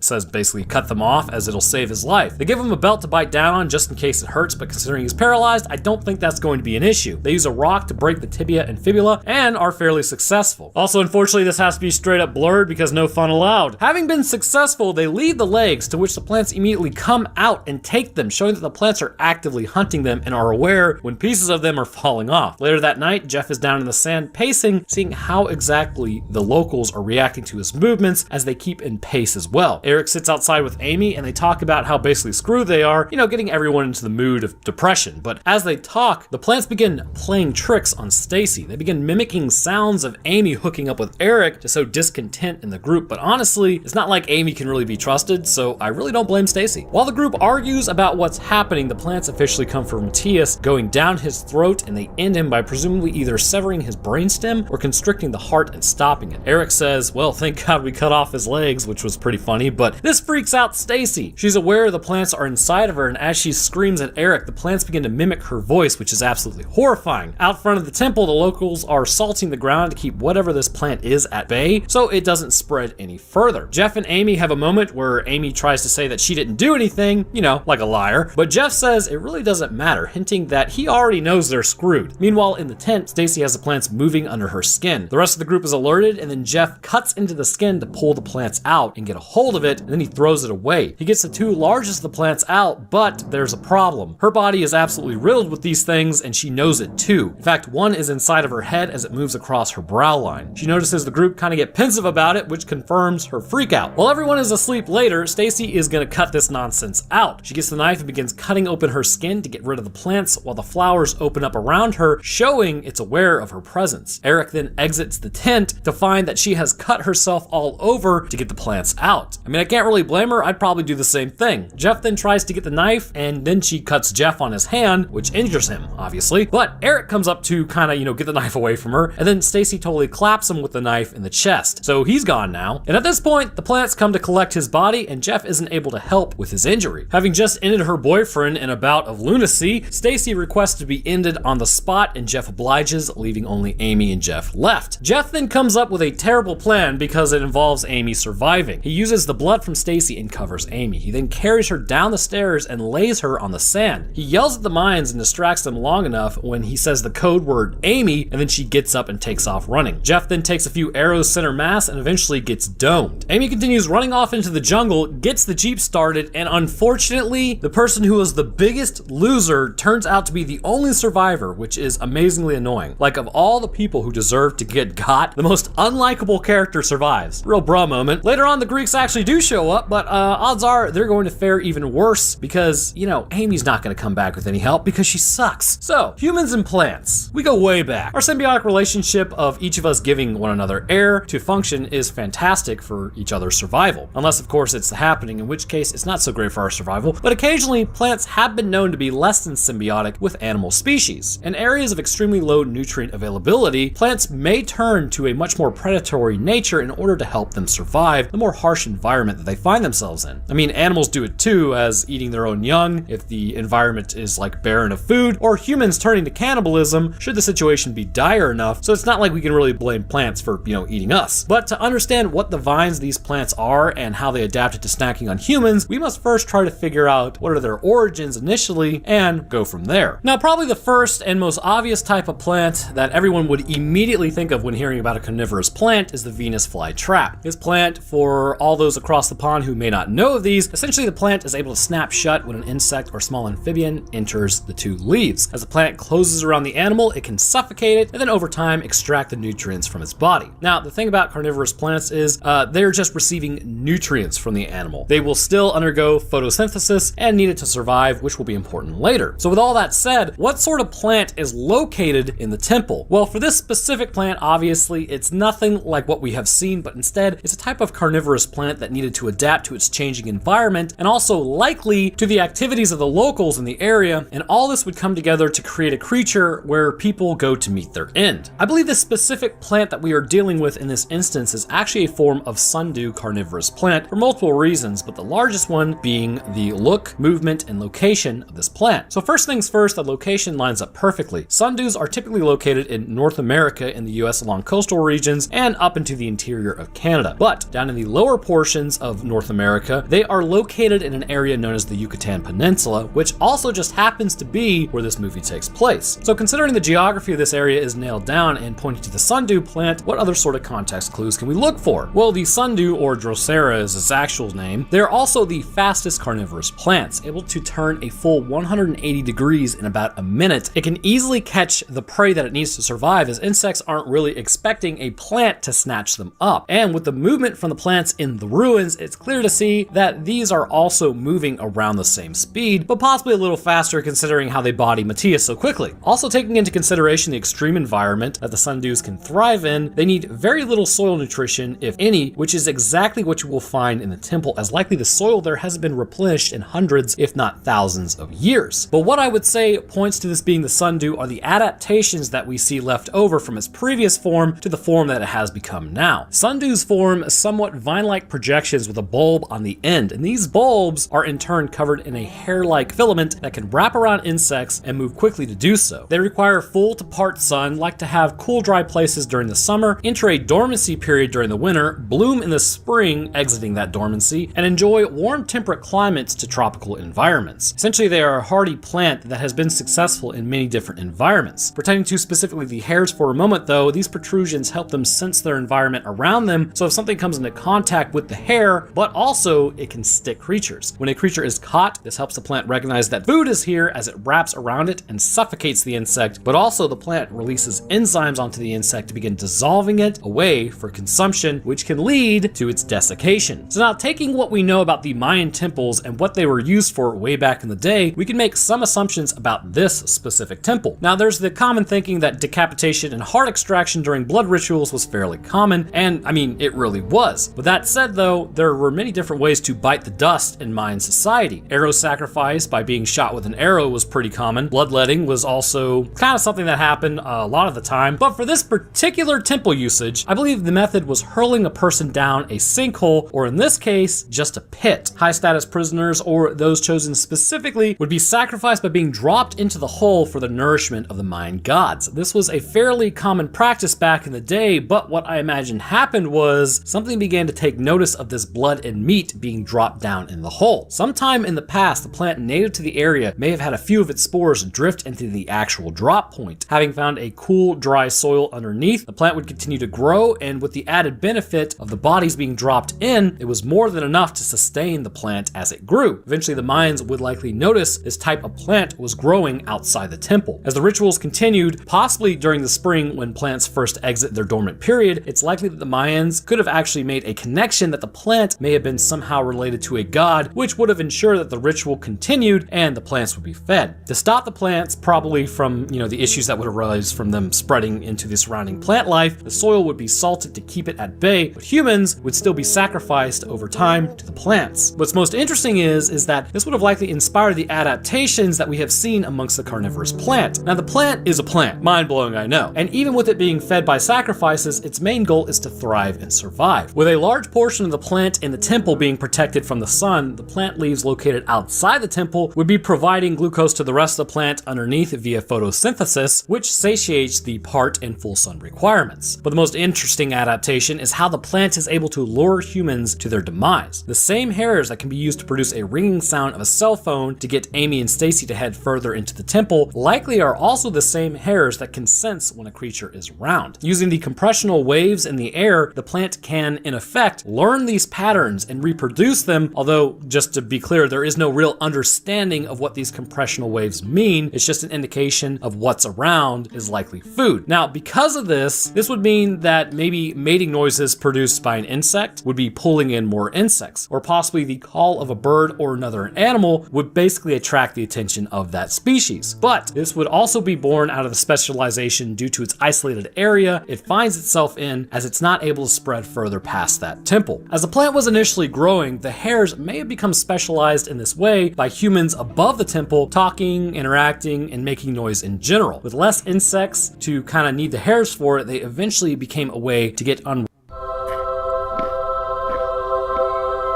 Pop-Tart. Crazy!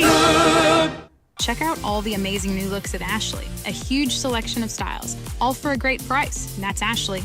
wary prey to once again walk into the trap by getting them to either approach the temple or getting them to move deeper into the temple subsurface to look for the source of the noise that maybe that person was hearing. Another interesting thing to note is the plant reacts to noise, but also seems to have chemoreceptors located likely somewhere on those same hairs to understand when a prey is injured. In Matthias's case, he wasn't being loud, but the argument taking place coupled with his lack of legs made the plants realize that he was close, and thus he was ended rather quickly. When Stacy goes to sleep, odds are the plants can hear the rhythmic snoring or breathing of a person as it wrapped around her legs because she had her leg closest to the door. And it was able to enter her wound slowly and do something that gives credence to the spring hypothesis as it infected her with spores. But also, after Eric was stabbed in the chest, the plant realized very quickly that he was injured because of the blood coming from his chest, and it dragged him into the plant. But back to the spores, as seen on her shirt when they were attacked by the plant, black mold-like spores can be seen. This would indicate that this plant may actually be pollinating with contact spores, allowing the creature to spread, but considering the soil is salted outside, it can't get much further than that. However, with the people inside, the spores are able to use the nutrition of the body and grow wildly out of control rather quickly, which this is what we have seen when it grows so quickly under Stacy's skin. Skin appears to be a rather good deterrent, however, and it keeps the vines from accessing the body's meat, because any other location or hole in your body, you would probably notice pretty quickly and react very strongly as long as you were able to fight back if a plant was trying to, get in there. So the most probable line of thinking is that these plants began to understand wounds on animals as they were dropped into the temple every year for a sacrifice. So because of this, whatever was making noise, or when blood was sensed by either the hairs or a giant thud noise was sensed by the flowers when somebody was dropped in, it's basically like ringing a dinner bell. So you're sitting there asking yourself, okay, so how do you beat this thing? Well, that's kind of a complicated issue, isn't it? The reality of this thing is it's a freaking smoking plant. Odds are you could just drop a bunch of gasoline into the pit and light it up. Do the same on the outside of the temple and you've basically cleansed it. But the main issue is you have to contend with the Mayans on the outside who may still see it as a literal embodiment of a god. Really, the easiest way to actually stop this thing is to continue to salt the soil around the temple and erect a structure overhead blocking sunlight. Now, the stipulation of this is it cannot touch the actual temple, otherwise the plant could just literally grow up it. Sort of like how you've seen vines grow up any type of structure. But as mentioned previously, the plant requires the nutrients of bodies, but it still does have to complete photosynthesis to actually stay alive. With the sun blocked over the entire temple, the plants would have nowhere to go to receive sun and would expire rather quickly as they couldn't tread into the salted soil at all. Perhaps the Mayans also believe they are containing it from spreading by feeding it and appeasing it every year, when in reality, they're the only ones keeping it alive. And this is why they literally dome one of their own when they get hit by the plant, as they are clearly experiencing a massive amount of superstition surrounding it. So the most logical way would be to stand out in front of the salted soil far enough back not to get kind of got with this and keep attempting communication, because otherwise you have to go up into the little temple of horrors, which the plants do still possess the capability of bodying you rather easily. Ultimately, the plant itself is incredibly easy to take out. In fact, they touch the plants several times with very little issue. They have the capability of creating fire on top of the temple, so my main plan would be just burn it all down. I mean, hey, if I'm going out, I'm taking it with me. Take rocks, start cutting vines apart, letting them dry out in the sun, creating a pile, then light that bad boy up and just start burning everything outside. But don't forget, you're human and really still faster than a plant. Plants inside the temple are another story entirely, however, because there's so many of them. And this would require much more fuel to burn, but the plants on the outside are gone, and then it's just a waiting game. So either go with Jeff's premise and then kind of wait until these super early hours in the morning when the guards outside the soil areas are likely tired, and then attempt to make a run for it. And considering they have fires and you're in the dark, your night vision might actually be better than theirs. Either way, the plants would be exceedingly easy to put down. I mean, likely all you would really need is like weed be gone. And I would say Amy would come back with armed forces to deal with the threat, but she strikes me as a complete turd who isn't going to do much of anything to help others or rectify an issue, so those Greeks are screwed. Looking for information about cancer of the nasopharynx?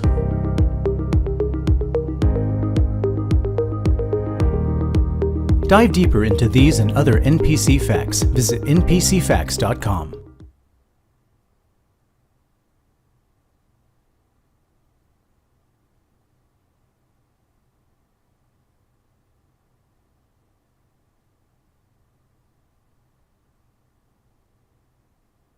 Does art imitate life, or does life imitate art? Well, in today's episode, we're going to sorta quasi-blur that line. Taking place on planet Earth, a Slagathor known as Beth, along with 4 others, all meet up at a casino in China to rage, drink, take random pictures with complete strangers, as you do, and in general, just have a good time. However, someone at some point was infected with a mystery disease that has an extremely quick incubation time as well as high virulence. So quick, in fact, that the next day they are already exhibiting symptoms, but despite this, they go back to their original countries of origins to spread that illness amongst their homeland's people. So in today's episode, we'll be discussing how on point this movie is with reality in a lot of ways, what the virus is, and how it affects the meat suits of those afflicted. Okay, so quick announcement. I was looking through my subscriber thing, and a lot of y'all are watching but not subscribed, so if you like the content and want to be updated, feel free to sub so that you know when I post. And also, I finally got like a real artist to help me with merchandise, so I'm working on that currently. I ran a poll recently, and it seems to be kind of in favor of merchandise, so we'll be doing that. So anyways, moving on. So as per usual, you will see a timestamp up on screen to head to, or use the pretty neato chapters thing in the actual progress bar, but heading to that point, you can bypass a summary of the movie, although I thought it was definitely pretty interesting and worth a watch if you actually haven't seen it, or hey, maybe you just watch it here, since I'm about to really just spoil the entire thing for you. Also, don't be put off by the Goop Queen here. We won't have to worry about her for too long. So let's get to why we should probably all not board a plane if we are feeling sick, shall we? So we start off our story with coughing. Well, that already lines up. Beth Ermhoff is sitting in an airport looking rather unwell. It's day 2 currently, and she gets a call from John Neal, Mr. Suave over here, who just hooked up with her, and then she bolted. Now, normally that wouldn't be too bad of a thing, but as mentioned previously, Slagathor, it's really the perfect name, has a husband and kids. Nice, Beth. She's touching everything around her and then hands her card off. Across the way, we see a sick man is moving through his town. He's sweating and a little disoriented as he heads home. home. Meanwhile, back in London, Mrs. Sweats over here drops off a binder full of something, assuring that since she's touched that thing, whatever she has is definitely going to be spreading to that room. As she drives through London, she's looking kind of rough. She gets home and then the maids find her, and starting with the feet, they have turned ashen, showing that poor blood circulation is heading into that area, and her pupils are dilated out as she's foaming for the mouth. Meanwhile, back in the good old US of A, Beth looks on at her Alderson Company packet, having returned back to Minneapolis. She signs some crap and then walks in with her family. She hugs her kid, which, well, he's a goner now. And then, back across the planet again, a businessman heads to Tokyo and is exhibiting much of the same symptoms as everyone else as he works for the same company. As he rides the bus, he's sweating, uncomfortable, and then eventually collapses. While this is going on, the original guy back in China is leaving his complex, likely to go get help. Seeing as he's one giant walking vector, of course he sweatily touches everything and then coughs on children in the elevator. Great times. Eventually, as he's walking through the fish market, he's beginning to have kind of a kaleidoscope vision. This causes him to wander out in the road and then be hit by a truck. On day 3, we jump over to the CDC with, wait, is that Morpheus? It is! Walking up to the visitor section, which, fun fact, everyone can access with a day pass, the real scientists go to another parking garage. Well, I guess actually that's not 100% true. From the front axis, it does have some scientists that come through. But anyhow, Morpheus is stopped by a janitor and they talk about his son, and then Morpheus says that he will call someone to check in on his mental state. Out at San Francisco, we come across a man named Alex, who is the first to notice this case. He is currently pitching it to the papers, but they aren't buying it. He mentions how he believes it comes from the fish markets and that obviously they need to pick up this story, to which they decline, and he decides he just needs to put it on his blog. As he threatens the paper, she mentions how they need more information to go off of than just what he's providing, but it's showing already that he's willing to go off very minimal information to jump to conclusions, which historically is a great thing. Meanwhile, Mitch goes to pick up his son Clark at school as he's got a temperature of over 100 degrees and the same cough that his mom has. Oh, by the way, it's near Thanksgiving, so that's not exactly ideal because everybody knows about Black Friday. On day 4, Beth isn't looking wonderful. As she stands there, she begins looking kind of rough and then convulsing on the ground and foaming at the mouth. They think it's a seizure as she's brought in, and then they end up losing her fairly quickly as she begins seizing on the table again. The doctor explains this, but Mitch doesn't look too upset by the news, which is, I don't know if this is acting or what, but they discuss how it's not measles or H1N1, which was the only thing over there, but it does have some of the symptoms of herpes causing encephalitis, which, I mean, wouldn't surprise me with Beth. As Mitch heads home, he gets a call from the babysitter that something is wrong, and then he runs inside the house to find that his son has already flatlined out, a lot like how his mother has. Which, man, Mitch is kind of getting screwed by all this. On to day 5 at the WHO, they believe the cases are coming from Hong Kong, to which China begins shutting down at this point and quarantining immediately. They discuss how fast it's happening and possibly where it came from. Meanwhile, Mr. John O'Neill from Chicago flatlines, and then his wife comes out to find that he is a piece of crap. Man, Beth and John really got what was coming to them. During the autopsy of Beth, they find that her brain has degraded to some degree, more so than what could be considered normal, which would imply that this thing may be attacking neural tissue. And at this point, an infection investigator is called in, which is actually a real thing. People specifically pick to put together how things work and where this might have come from. In this case, it's Dr. Erin Mears. She heads to Minneapolis to begin her investigation. While this is happening, it's determined that Mitch is actually immune from the virus for some reason, and his daughter is freaking out as she would. Back in a meeting,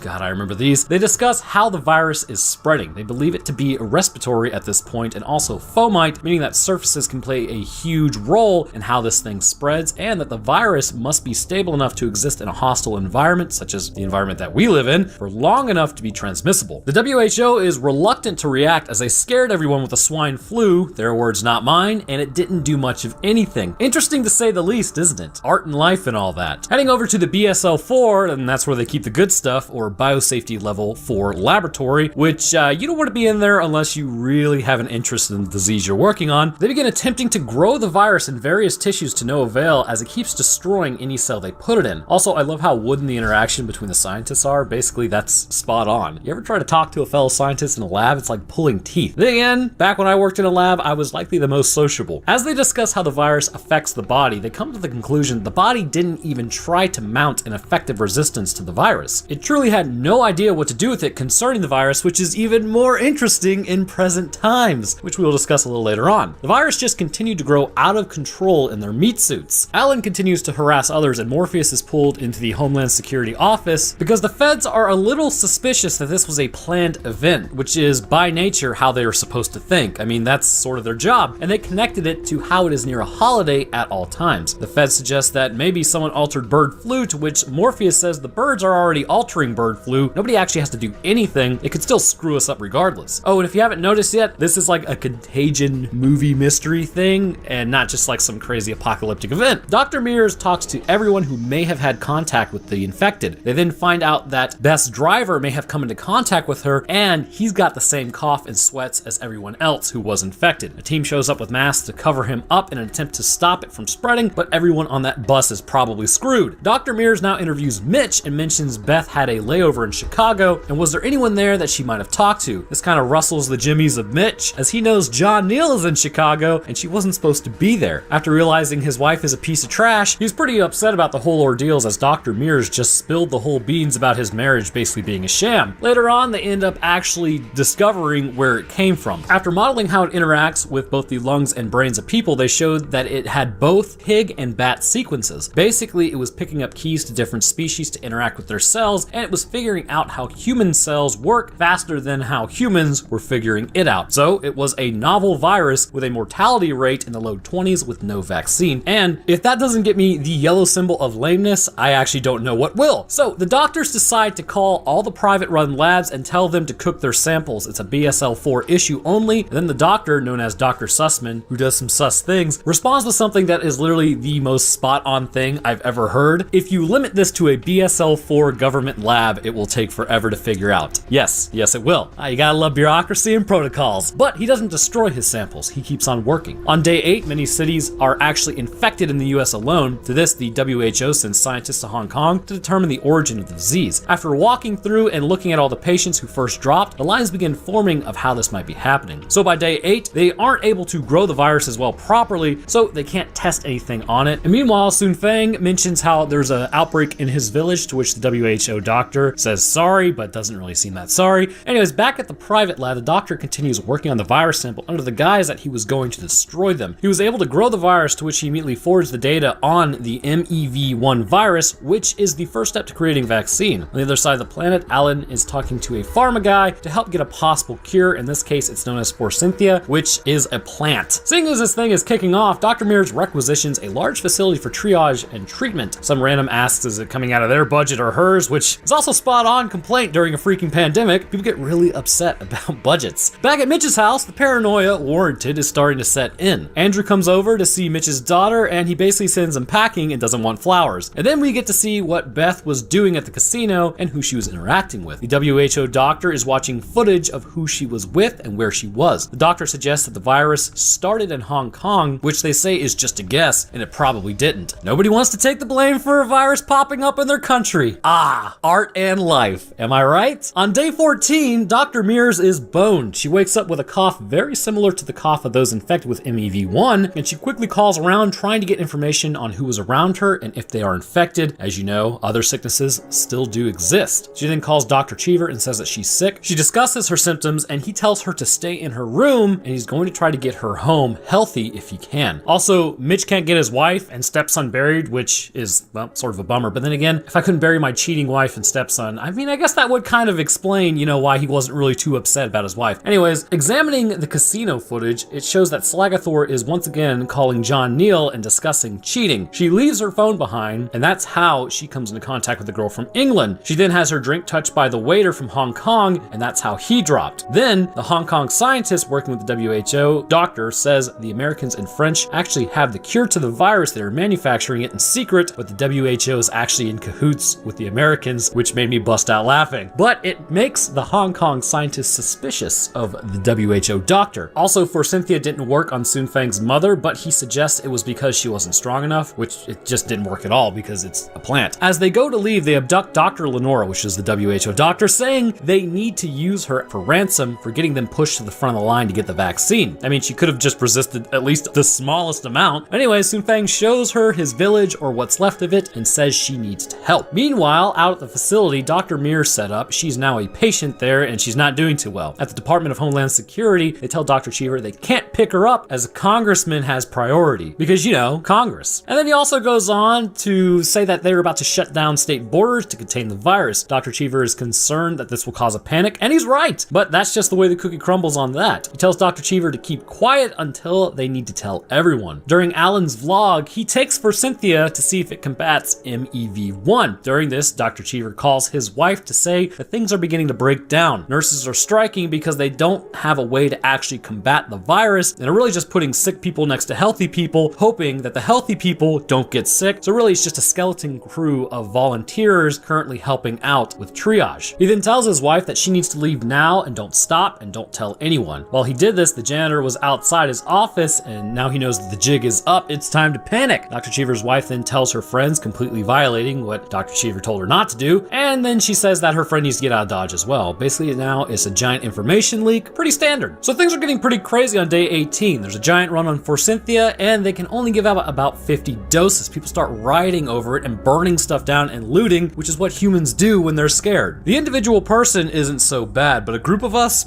man, we are dumb. Mitch and his daughter try to leave and then head into Wisconsin, but they aren't able to cross the bridge, and that would be my cue to find a side road, if I'm being honest. As Alan walks around the city dropping propaganda, he talks about how his house got broken into for Forsythia, which is ironic considering he started a lot of this panic, or at least helped it. Across the continent, Dr. Mears has officially bitten the dust at this point to the virus as she's buried with the others in a mass grave. Guess she didn't get picked up in time. So now that people are good and scared, an interview was done with Dr. Cheever and Alan for some reason, and as they discuss what's happening and why people shouldn't panic, Alan accuses Dr. Cheever of just being in it for the money and that they are suppressing a cure. Art and life! Dr. Cheever tries to defend himself, but Alan fires back that if it wasn't the case, why did he know something was about to happen but only chose to tell his family about it, which basically destroys Dr. Cheever's credibility and then freaks everyone out even further. Remember, at the end of the day, everyone is human. Because of that, as mentioned by the janitor, we all got people. Most of the institutions in place are just trying to help and make things better, just for your own information. At this point, the virus has mutated into a highly divergent state, which gives them a way to maybe create a vaccine. They go on to discuss the issues they are having. They used the dead virus first and immune boosters, but that yielded no results. Now they have to use a live altered virus to see if that gives them what they need, specifically antibodies to the virus, which the issue is the live virus could revert back to a wild type and body the host as a result, which as you might imagine isn't great. With the updated info, the virus at this point is around 25% to 30% lethality rate, and considering it's projected to basically infect 1 in 12 in the entire world population, with a rate that high, about 145 million people would drop because of the disease. So the entire planet is quarantined at this point, much like how we were back in 2020, and on day 26, things are looking a little dicey. The MREs the military was giving out are running low, and everything is shutting down. Riots are breaking out, more looting, and overrunning the trucks with the food. Again, humans in groups, not too bright. After 2.5 million people in the US dropped, they have now started issuing mandatory curfews. Cops have stopped showing up to work, and as a result, people's houses are getting broken into and nobody is coming to help. Day 29, Mitch then breaks into a neighbor's house who got bodied a few days earlier and begins stealing food because people gotta eat. He goes back inside to look for his daughter and finds that she is hanging out with Andrew during all this crap, which angers Mitch pretty heavily.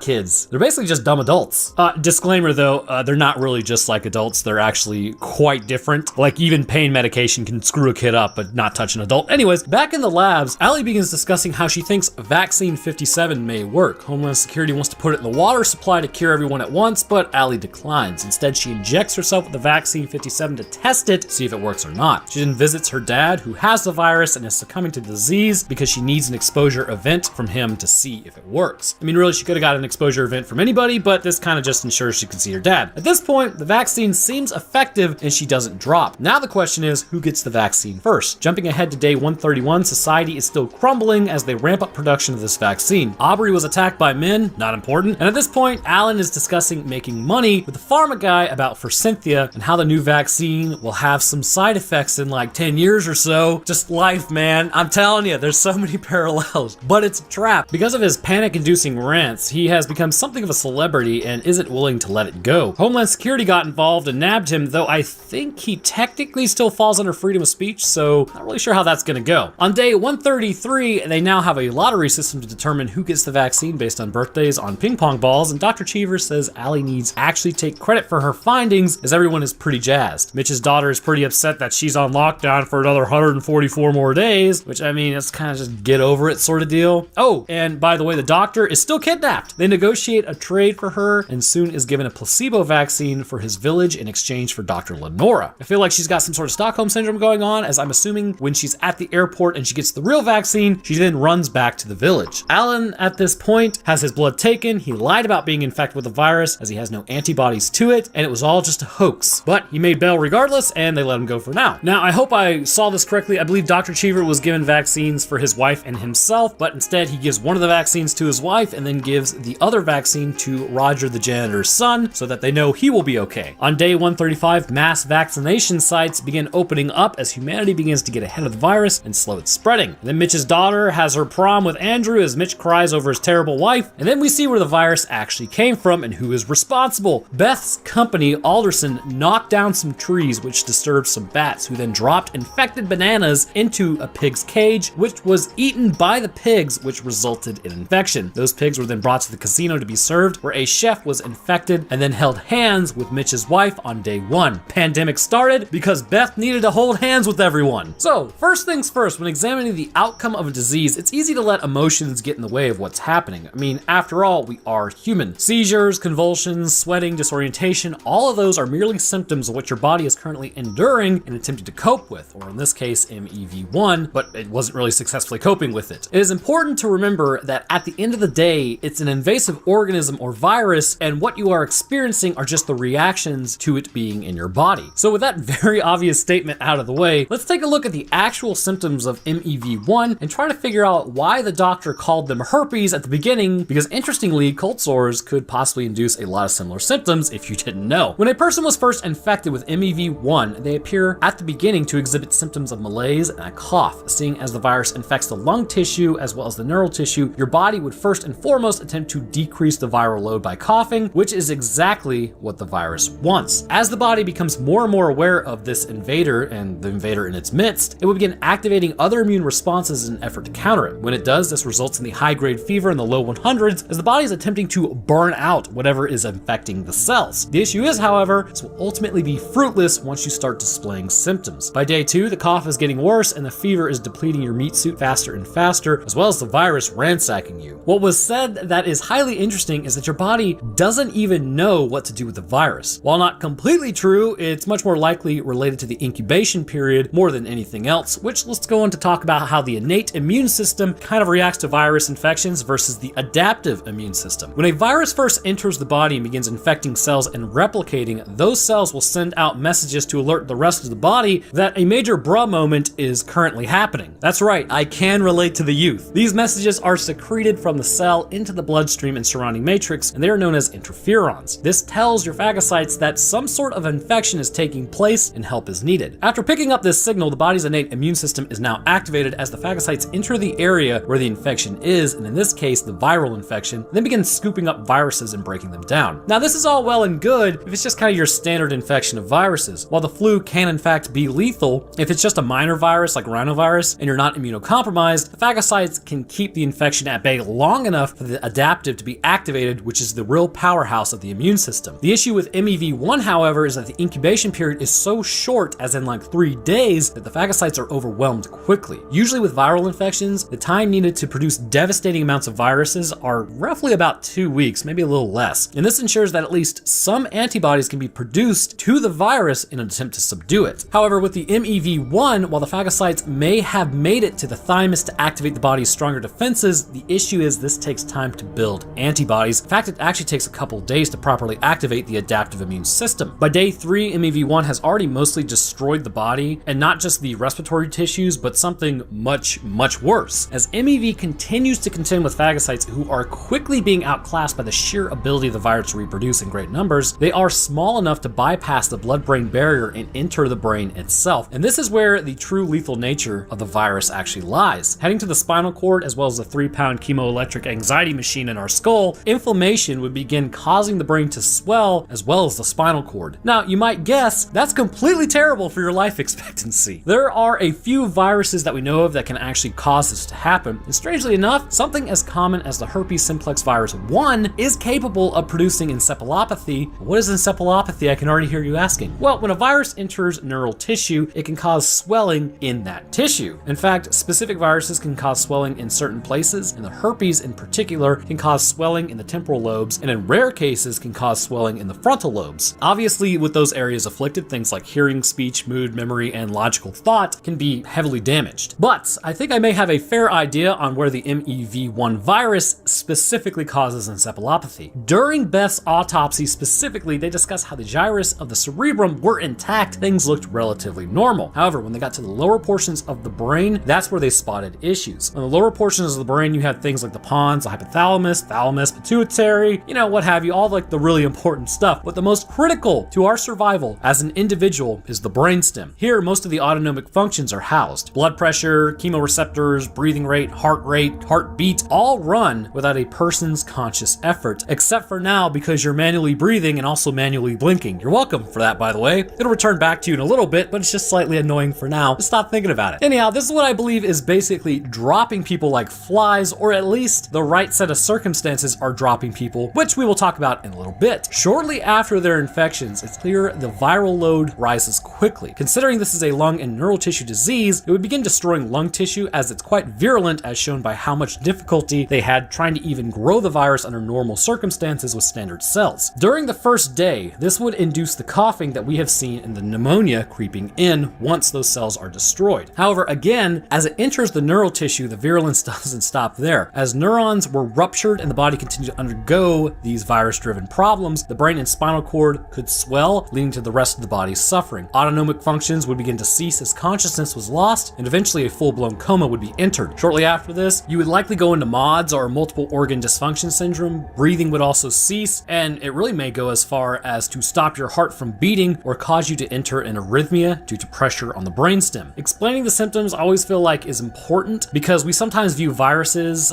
the actual thing that is causing the infection, as what's tearing our bodies apart, when in fact, in reality, yes, those are doing damages on a cell-by-cell basis, but usually it's our own bodies screwing us through things like inflammation and autoimmune disorders. Now, one thing just for your own reference I did want to clear up is something called the R0 infectivity rate that was discussed in the movie. Now, it's discussed in the movie. I don't really know if I covered it earlier. I don't think I did, but it's basically just a basic reproduction number or reproduction ratio. It can essentially map out things to be vaccinated against and what can be expected if it's allowed to run rampant. So the present IRL disease right now is a 2.5. Typically, if it's under a 1, you may not need to be vaccinated against it. For further reference, the flu is about at a 1, and take something like measles, which is insanely contagious, is like a 12 or 18. It is said that if 10 people stood around somebody with measles, 9 out of 10 of those would become infected, and much like with MEV1, measles can cause encephalopathy, which is why we vaccinate for it. MEV1 is projected to be at a 4, which would put it higher than the current pandemic, and is also capable of having a higher lethality rate, which gives you an idea of why it would be highly necessary to stop it as quickly as possible. So now on to what everyone is interested in. What exactly is up with the immunity of some while others are totally screwed? Well, isn't that the million-dollar question more so in today's day and age? Well, much like how the human immune system is ridiculously complicated, it's way more complicated than I'm about to make it sound, but I'll give you a couple of major possibilities based on what we know now that we actually didn't know in 2011. Who did your ancestors screw around with? An interesting question to be sure that nobody really wants to answer, but depending on what that answer is, you might not be full-on Homo sapiens, which might actually be a good thing. Originating out of Africa some time ago, it became apparent that Homo erectus also made their way out of the continent, much like Homo sapiens would kind of a while later. And this shows us a great deal about how our bodies operate in the presence of infectious diseases because of this era. Now, I could write an entire dissertation on this topic because it's so interesting, but essentially the first thing to know about our ancient ancestors is they had a much stronger immune system than us today. And I'm not talking about like back in the Dark Ages, I'm talking back to Homo erectus. When Erectus first left Africa, their immunities were quite powerful, and it seems as though they were under a massive amount of selective pressure as they moved into Eurasia. With new diseases that weren't in Africa but in this new area came enzymatic activity that would result in less severe reactions to diseases, which became crucial to the survival, as if your body overreacted to them, this would result in your end and then your body not passing along your genes. Over time, Homo erectus would become Homo neanderthalensis, and because of the selective pressures of the diseases sweeping through, their bodies maintained this high enzymatic activity, which resulted in less severe reactions to RNA-based viruses. And this is integral to what is actually happening currently that we see in real life. Like I said, this movie kind of blurs the lines between what is happening in reality and then just being a movie. As Homo sapiens made their way out of Africa sometime later, we didn't evolve under such selective pressures like Neanderthals did. Because of this, our enzymatic activity was much lower, and as a result, we would react more viciously to RNA viral infections, which sounds great in theory, but actually, this would cause us to meet our ends by our own body's responses. And then we started hooking up with Neanderthals. Now, one of the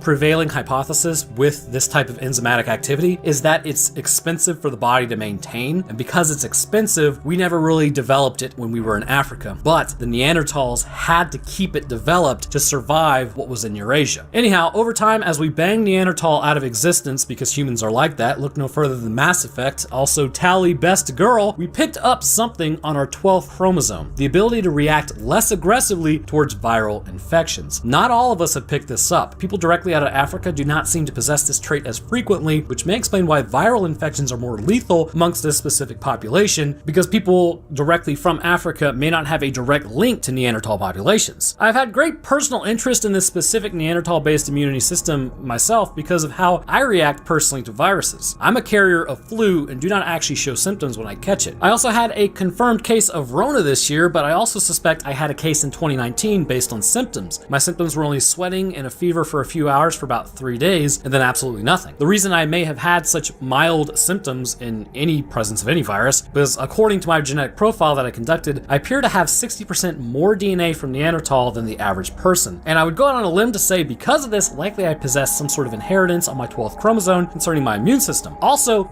I had people ring in one video saying, Roanoke, you can't have 60% DNA from Neanderthals. Are you a biologist XD? Which, like I said, just because you have 60% more isn't saying that you have 60% of your DNA. So 60% more of one is like 2.2, I believe, or it's 2.1. Whereas, 60% of 100 is like 60. So anyways, I'll let you figure out the difference. But because of this resulted in some people contracting the MEV1 virus, but being able to cope better with it. But still, this wouldn't explain why Mitch has an outright immunity to the virus. For this, we have to look at two things in particular: the phagocytic activity and the co-receptors on a cell. What I believe is happening specifically for Mitch and the others who may be immune are that they have some mutation that the virus is not able to link up properly with a co-receptor on a cell to be let in to replicate. While a virus may be present in the body, it is at undetectable levels simply due to the fact that it can't replicate enough because not enough cells are available for that replication process because they do not have the co-receptors to be brought in. I use this example a lot in a lot of my videos, but it's always interesting to me.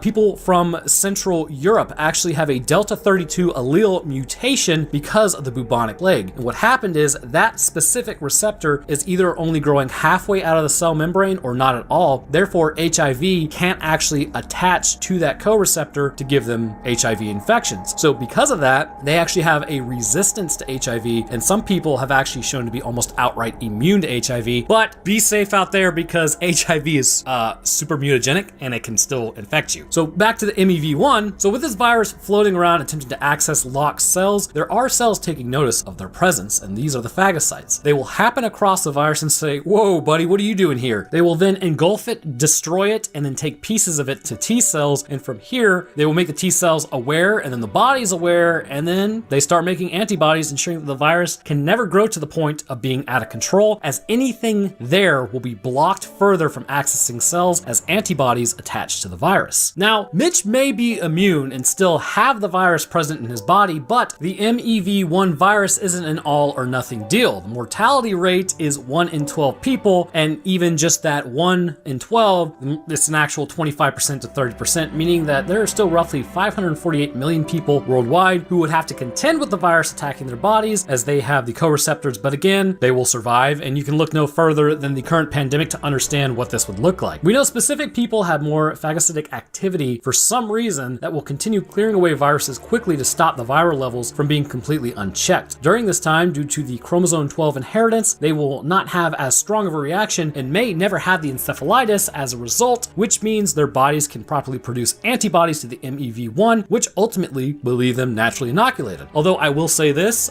vaccination would still be worth it, as it's been shown it can help the body produce way more antibodies to an invader than just natural inoculation alone. Ultimately, there are no zombies. There's no crazy alien virus, just a good old-fashioned Nipah virus that infects lung tissue as well as neurons, resulting in encephalopathy. The issue is, however, the virulence was so high that antiviral medications couldn't touch it, and it was also hard to grow. But ultimately, the nuclear option of our body, which is the antibodies, would, as in real life, be the thing that seemingly can fight off anything. And this is why we really need to develop CRISPR more for the future. Imagine being able to aim antibodies at quite literally any disease you want to, rather than just trial and error our bodies have to go through now. I feel like we could honestly conquer anything.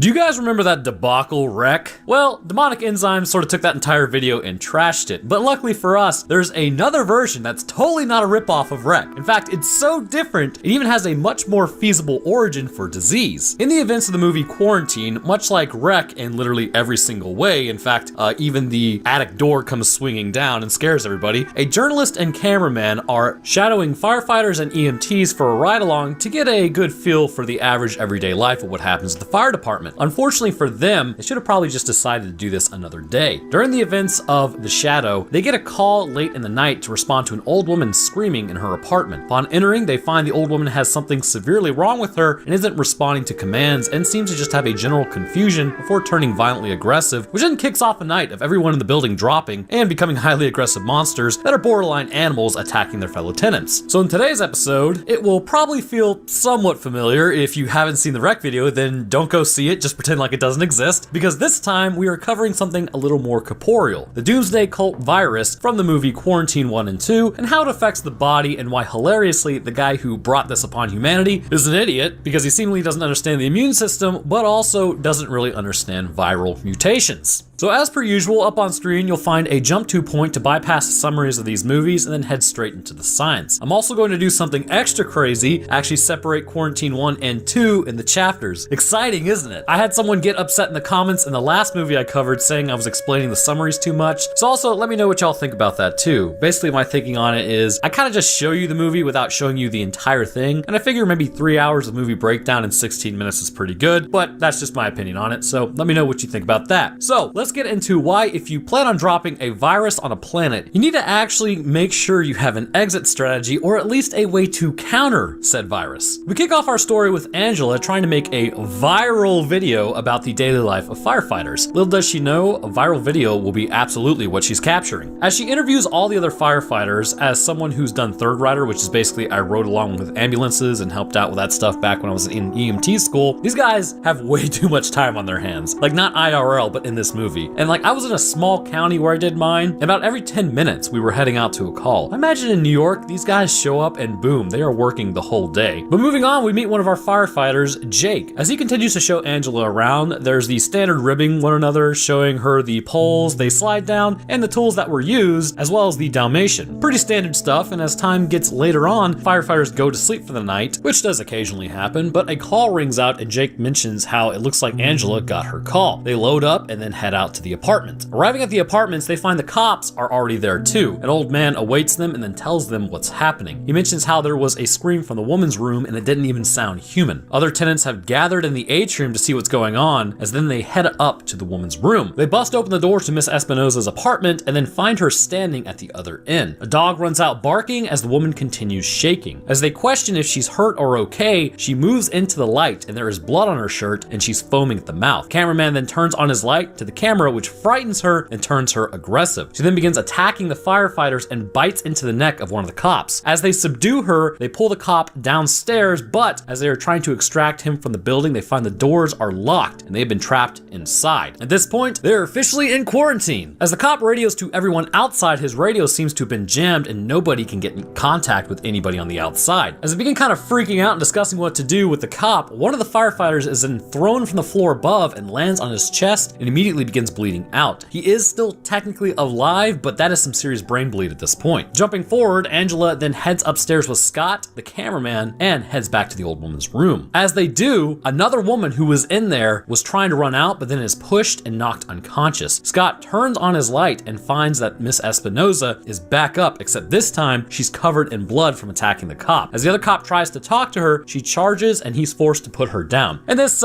freaks out the cop, as it likely would, and Jake attempts to calm him down. At this point, the firefighters go around and start trying to get everyone out of their rooms, and honestly, I don't know if that's a good idea. A few of the tenants already look sick. As Jake gets to the last door, he finds one woman sitting in the dark, looking at a static TV screen, breathing heavily. They get her up, and as they do, she immediately begins vomiting. Further in the room, a rat is seen, and Scott has to stomp on it as it was running straight at him, which is a fairly strange thing for rats to do. Meanwhile, the tenants were able to find the right key to get the textile shop open, but as they move into the area, lights are turned on the outside as soldiers firefighters in biohazard gear have force multipliers raised, telling them to stay back. They put metal grates up over the window to keep everyone in and inform them that they need to stay in there until they can send in help. At this point, everyone in the atrium isn't able to call or really get anyone on the phone as a local jammer has been placed nearby. Jake mentions that this quarantine is in response to a threat which could be biological or nuclear in nature, which is actually more common than you think, which is actually true. Life is pretty horrifying. Most people are just oblivious to it. As they continue to try to find a way out, they head out to a window and are immediately blocked off by more soldiers who then put plastic over the windows to contain whatever is spreading inside. As a vet inspects the firefighter and cop in the textile shop area, they're both looking incredibly rough. Bleeding out, broken bones, foaming at the mouth. The vet mentions how he has never seen anything like this before. He says that he doesn't understand how an old lady could do this to two grown men. At this point, Angela goes around interviewing people. Not important, but what is important is player 2's entered the game. George, the guy who fell and currently doesn't even have a connected tibia and fibula, is up and walking around, which looks incredibly painful. As he slowly walks towards everyone, they see that he's foaming at the mouth and begins growling at everyone who comes close. They give him a sedative to knock him out so he doesn't damage himself further, which works for a moment. But at this point, the vet seems to know what is happening. Based on the symptoms that everyone is displaying, aggression, sensitivity to light, foaming at the mouth, he suspects it's rabies. He's confused though, as rabies usually takes days to manifest, but this is only taking hours, meaning that it must be a mutated form. The issue is, with standard rabies, if you don't have symptoms yet, you can cure it. Once you display symptoms, it's too late and it's 100% fatal. So if you ever get bit by something, go to the doctor immediately to rule out rabies. And also, you need the thing that bit you, otherwise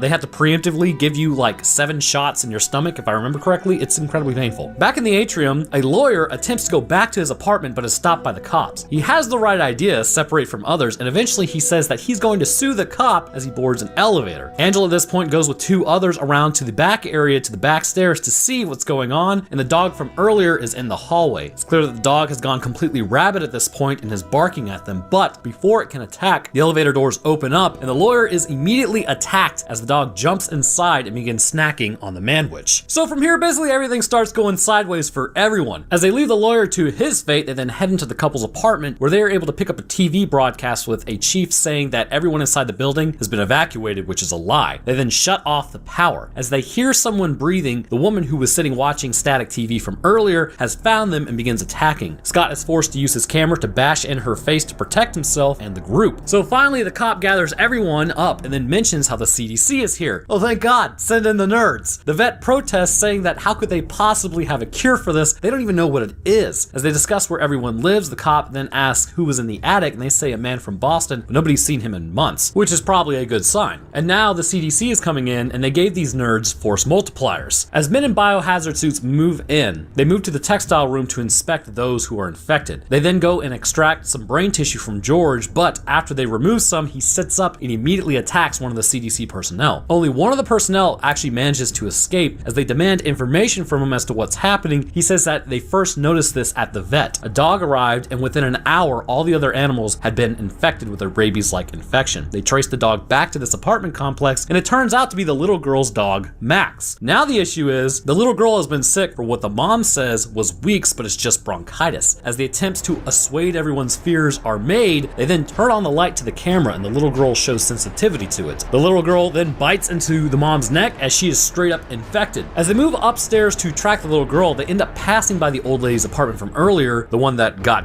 Well, now she's no longer got and is back up, mobile, and missing. And that's why you double tap, ladies and gentlemen. As they search the apartment, the little girl then jumps onto the cop, biting him, ensuring that he's now infected. Then the old woman comes out of the darkness, but gets smacked down by Jake, who has an axe. As they leave, everyone is running upstairs as 2 people stay behind to try to close the textile shop door as the infected are trying to get through. Realizing it's a fruitless endeavor, they say screw it and then run, and the girl's mom, who was cuffed to the stair banister, is immediately bitten by the infected as she can't go anywhere. That was some great thinking ahead, Mr. Officer. Basically now it's just a complete free-for-all. Tons of people are getting bitten, and most of the tenants at this point are infected and turned with just a small group of survivors. In a small room that they were able to close the door to, they find the CDC personnel with them has been bitten, but so has the other girl in the room as she has bitten off her fingers. So yeah, that's not normal. This sends the other tenant into a freak out as then he cuts the plastic and tries to escape, and then is immediately domed by a sniper on the other building. The sniper then keeps taking pot shots, keeping them inside of the room. The old man in the other room mentions how there may be a way out as there's a drain in the basement, but before he can tell them how to get there, the CDC personnel changes and attacks the old man. The woman then changes, and then they bolt and shut the door. Now it's just Scott, Jake, and Angela. As they try to make their way out, basically the whole building is now infected. Jake goes ham on like 12 different people, which was pretty much just like awesome. Talk about like just play some Doom music over that. And then they get into a room and eventually find the keys to the basement. As they open the door to leave the area, Jake is then dropped as he's overwhelmed, leaving just Scott and Angela, who's freaking out about staying in the light. Bro, the light ain't gonna help when it's just super rabies breaking out everywhere. They're forced up into the attic, however, as the stairs are completely infested. In the attic, they find rat cages everywhere with rodents and experimental equipment. Moving through, they realize it's a lab of some sort, and it has newspaper clippings about a doomsday cult all over the walls. As they walk through, Angela won't shut up about staying in the light. I guess it's just adrenaline overload. And they find a tape recorder, but they have no idea what it says as it's been damaged. But eventually they realize someone is up there with them in the attic of the attic. Scott goes to take a look and then finds that something is up there as it attacks his camera. He has to turn on the night vision as the flashlight was broken in the altercation. As he looks around, he spots this thing in there with them. It attacks him, taking him out in the process, and considering this thing looks like it's starving, it immediately begins to eat him, leaving just Angela. As she sees it, it attacks her and knocks her down, and then drags her off to become a snack as well. And honestly, probably should have just barricaded an apartment room, and that would have made way more sense to me. I mean, that would be my plan. Just barricade the crap out of a door and just stomp any rat that comes by. So while all this crap is going on, this brings us into the events of Quarantine 2, Viral Boogaloo. So concurrently with the outbreak in Los Angeles apartment complex, whatever, we start our story with two women in the back of a taxi, and from the looks of it, probably a fake taxi, based on the fact that they're dressing in the taxi. I mean, I'm just not understanding. Was it a surprise that the plane was taking off that night? Usually they get a heads up about that. Anyhow, as they head to the terminal, Jenny and Paula board the plane, and they end up running across one of the pilots who already looks sick. He says he must have gotten it from his dogs, who's also sick, as all the other dogs in the neighborhood are sick as well. Jenny is then tasked with keeping an eye on a teenager named George as he is traveling alone. As they fill up the plane, an elderly couple gets on. The husband has Parkinson's and doesn't really move nor speak due to the effects it's had on his nervous system, and a large man gets on the plane as well, who's going to be patient zero. As the plane gets ready to take off, Mr. Handsome over here is attempting to put his hamsters in the overhead bin. The bigger guy named Ralph goes over to help, but then is bit on the finger by one of the hamsters in the cage. Anyways, from here, just the run-of-the-mill group of people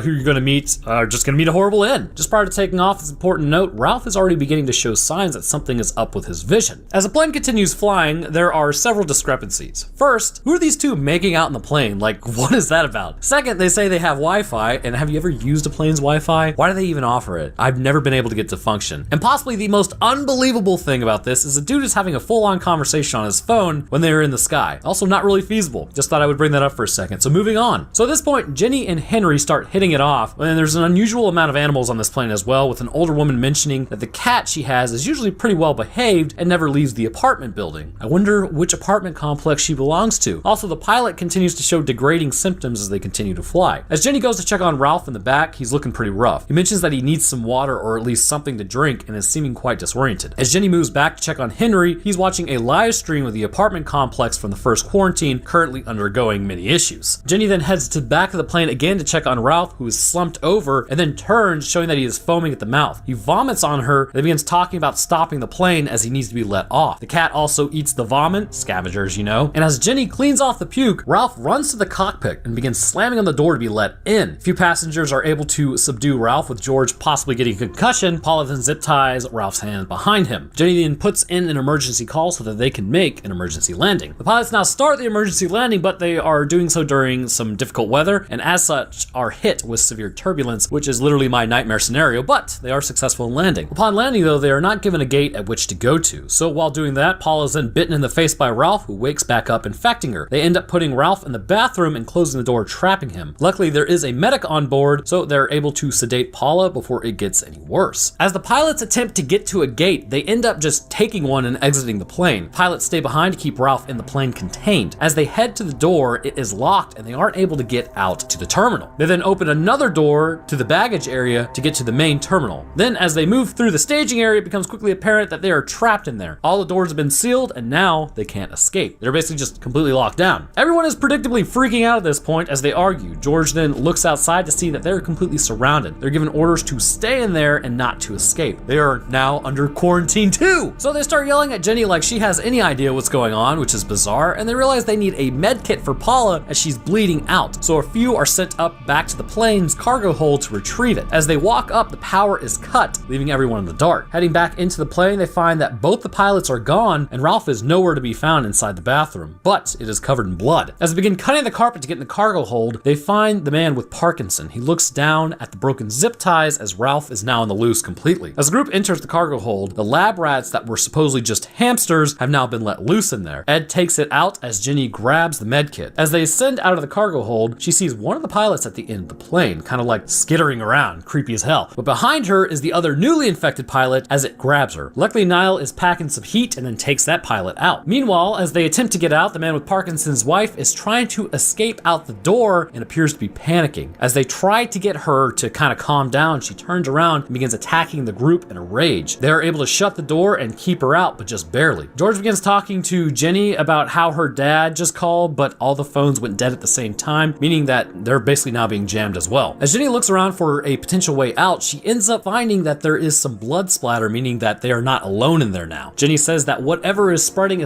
through bites, but the medic says that she disagrees as they don't know how it's spreading. Meanwhile, the man with Parkinson's is totally boned. He sees one of the rats but can't call for help or move really, and it ends up biting his head, infecting him, and then they capture the rat. For their safety, they end up putting Doc in a cargo box and chaining it up so that he can't escape. The group then decides that they need to figure out what was in the plane's cargo hold. As they inspect it, this rat was the same one they saw inside the cargo hold. George begins throwing shade at Henry, saying that he knows that he brought lab rats on the plane instead of just hamsters. Henry is able to convince Jenny though that the lab rats were actually just regular South American hamsters and they have tails. George says at this point that basically Jenny needs to stop thinking with the brain downstairs and that she would believe him if she didn't like Henry. My boy George, he kind of knows what's up. As Henry and George talk away from the group, she looks up and spots our old buddy Ralph. He runs down the conveyor belt and begins to attack. Luckily, Ed is able to get to them and then wraps a wire around his neck and takes him out, ending Ralph before he can do any more rampage and attack anyone. At this point, they get a call over the radio saying that the CDC is coming in. Oh, thank God, the nerds with more force multipliers are here, and this time they brought a container with them. They take Niall's force multiplier and then grab the rat's body. They begin picking people and intend to inject everyone with something they call a protocol, saying they can't leave unless they take this protocol. The old lady obliges to take the protocol, but as she goes to get her injection, the cat has now turned and bites the lady's neck. Bad kitty. They fire on it, and as they do, they activate the almonds of Doc with Parkinson's, who is now able to get up and then bites the neck of the CDC personnel. The others at this point start freaking out. Not realizing that they are expendable, they then run outside, and the couple who couldn't keep it together for a 3-hour flight has her boyfriend abandon her and follows the CDC personnel outside. As they go out, they're lit up like the 4th of July as cowardice is punished. They manage to drag one of the CDC personnel in who's only slightly injured, and they all run to a truck. As they get in, Niall says that he loves his wife and quickly begins to turn as he was bitten previously, but he kisses his wife. I'm sure that won't be a problem. As they shut the door, they all hang out in the trailer. Jenny says that they will send more help as they have the protocol. Shiloh, the medic, fires back saying that there is no protocol. Those were different medicines for different diseases. All of them were different colors, different vials. They were basically just injecting them with anything they could to see what sticks, making them the guinea pigs for stopping this outbreak. Henry points the force multiplier asking what the CDC knows, but he mentions how it's really not the CDC, but the CDBT, basically counter-terror stuff. Henry seems real interested, doesn't he? He mentions how one of his units was at the apartment complex. They found one survivor, if you can call him that, and goes on to mention how everything they gave them to counter the disease made it worse, not better. Animals carried it first, but it spread to humans ultimately. They have no idea how to stop it, cure it, and their only option was containment. The CMBT then kind of just domes himself, as presumably he wanted out, or he knew this thing was gonna go real bad real quick. As they discuss escape, Ed then talks to them about a tunnel. As he puts out his arm though to basically motion where to go, the pilot reaches down and grabs his arm. As they lift the container, they're able to crush the pilot before Ed can be bit. Honestly, at this point, I think it might just be better to stay put. That's kind of what I would do, but the group decides to throw deuces, which actually turns out to be the correct choice, meaning that I would have probably definitely bit the dust during this movie. As they walk along the conveyor belt, Henry then goes AWOL to go get more ammo. As he lock and loads Brides of Christ, they run into Paula, who is fully transformed now. She attacks Jenny, who's able to then knock her off the ledge into her doom, and they eventually enter an office area where they attempt to find the blueprints for the staging area to find this tunnel. George ends up finding Henry's case in it, proof that whatever is happening, Henry is linked to. As they find the blueprints, Niall and his wife both jump into the office area because you probably shouldn't have kissed her, Niall, but Henry is able to take them both out. Henry at this point was also bitten. George reminds him that he will be okay though because of the injections that he has, and Henry realizes the jig is up, the news is out, they finally found him. Henry says something that, look, I mean, technically he's right, but he's not right the right way. Basically, there are too many of us. We are growing out of control population-wise and using more and more juice on a burning planet. And,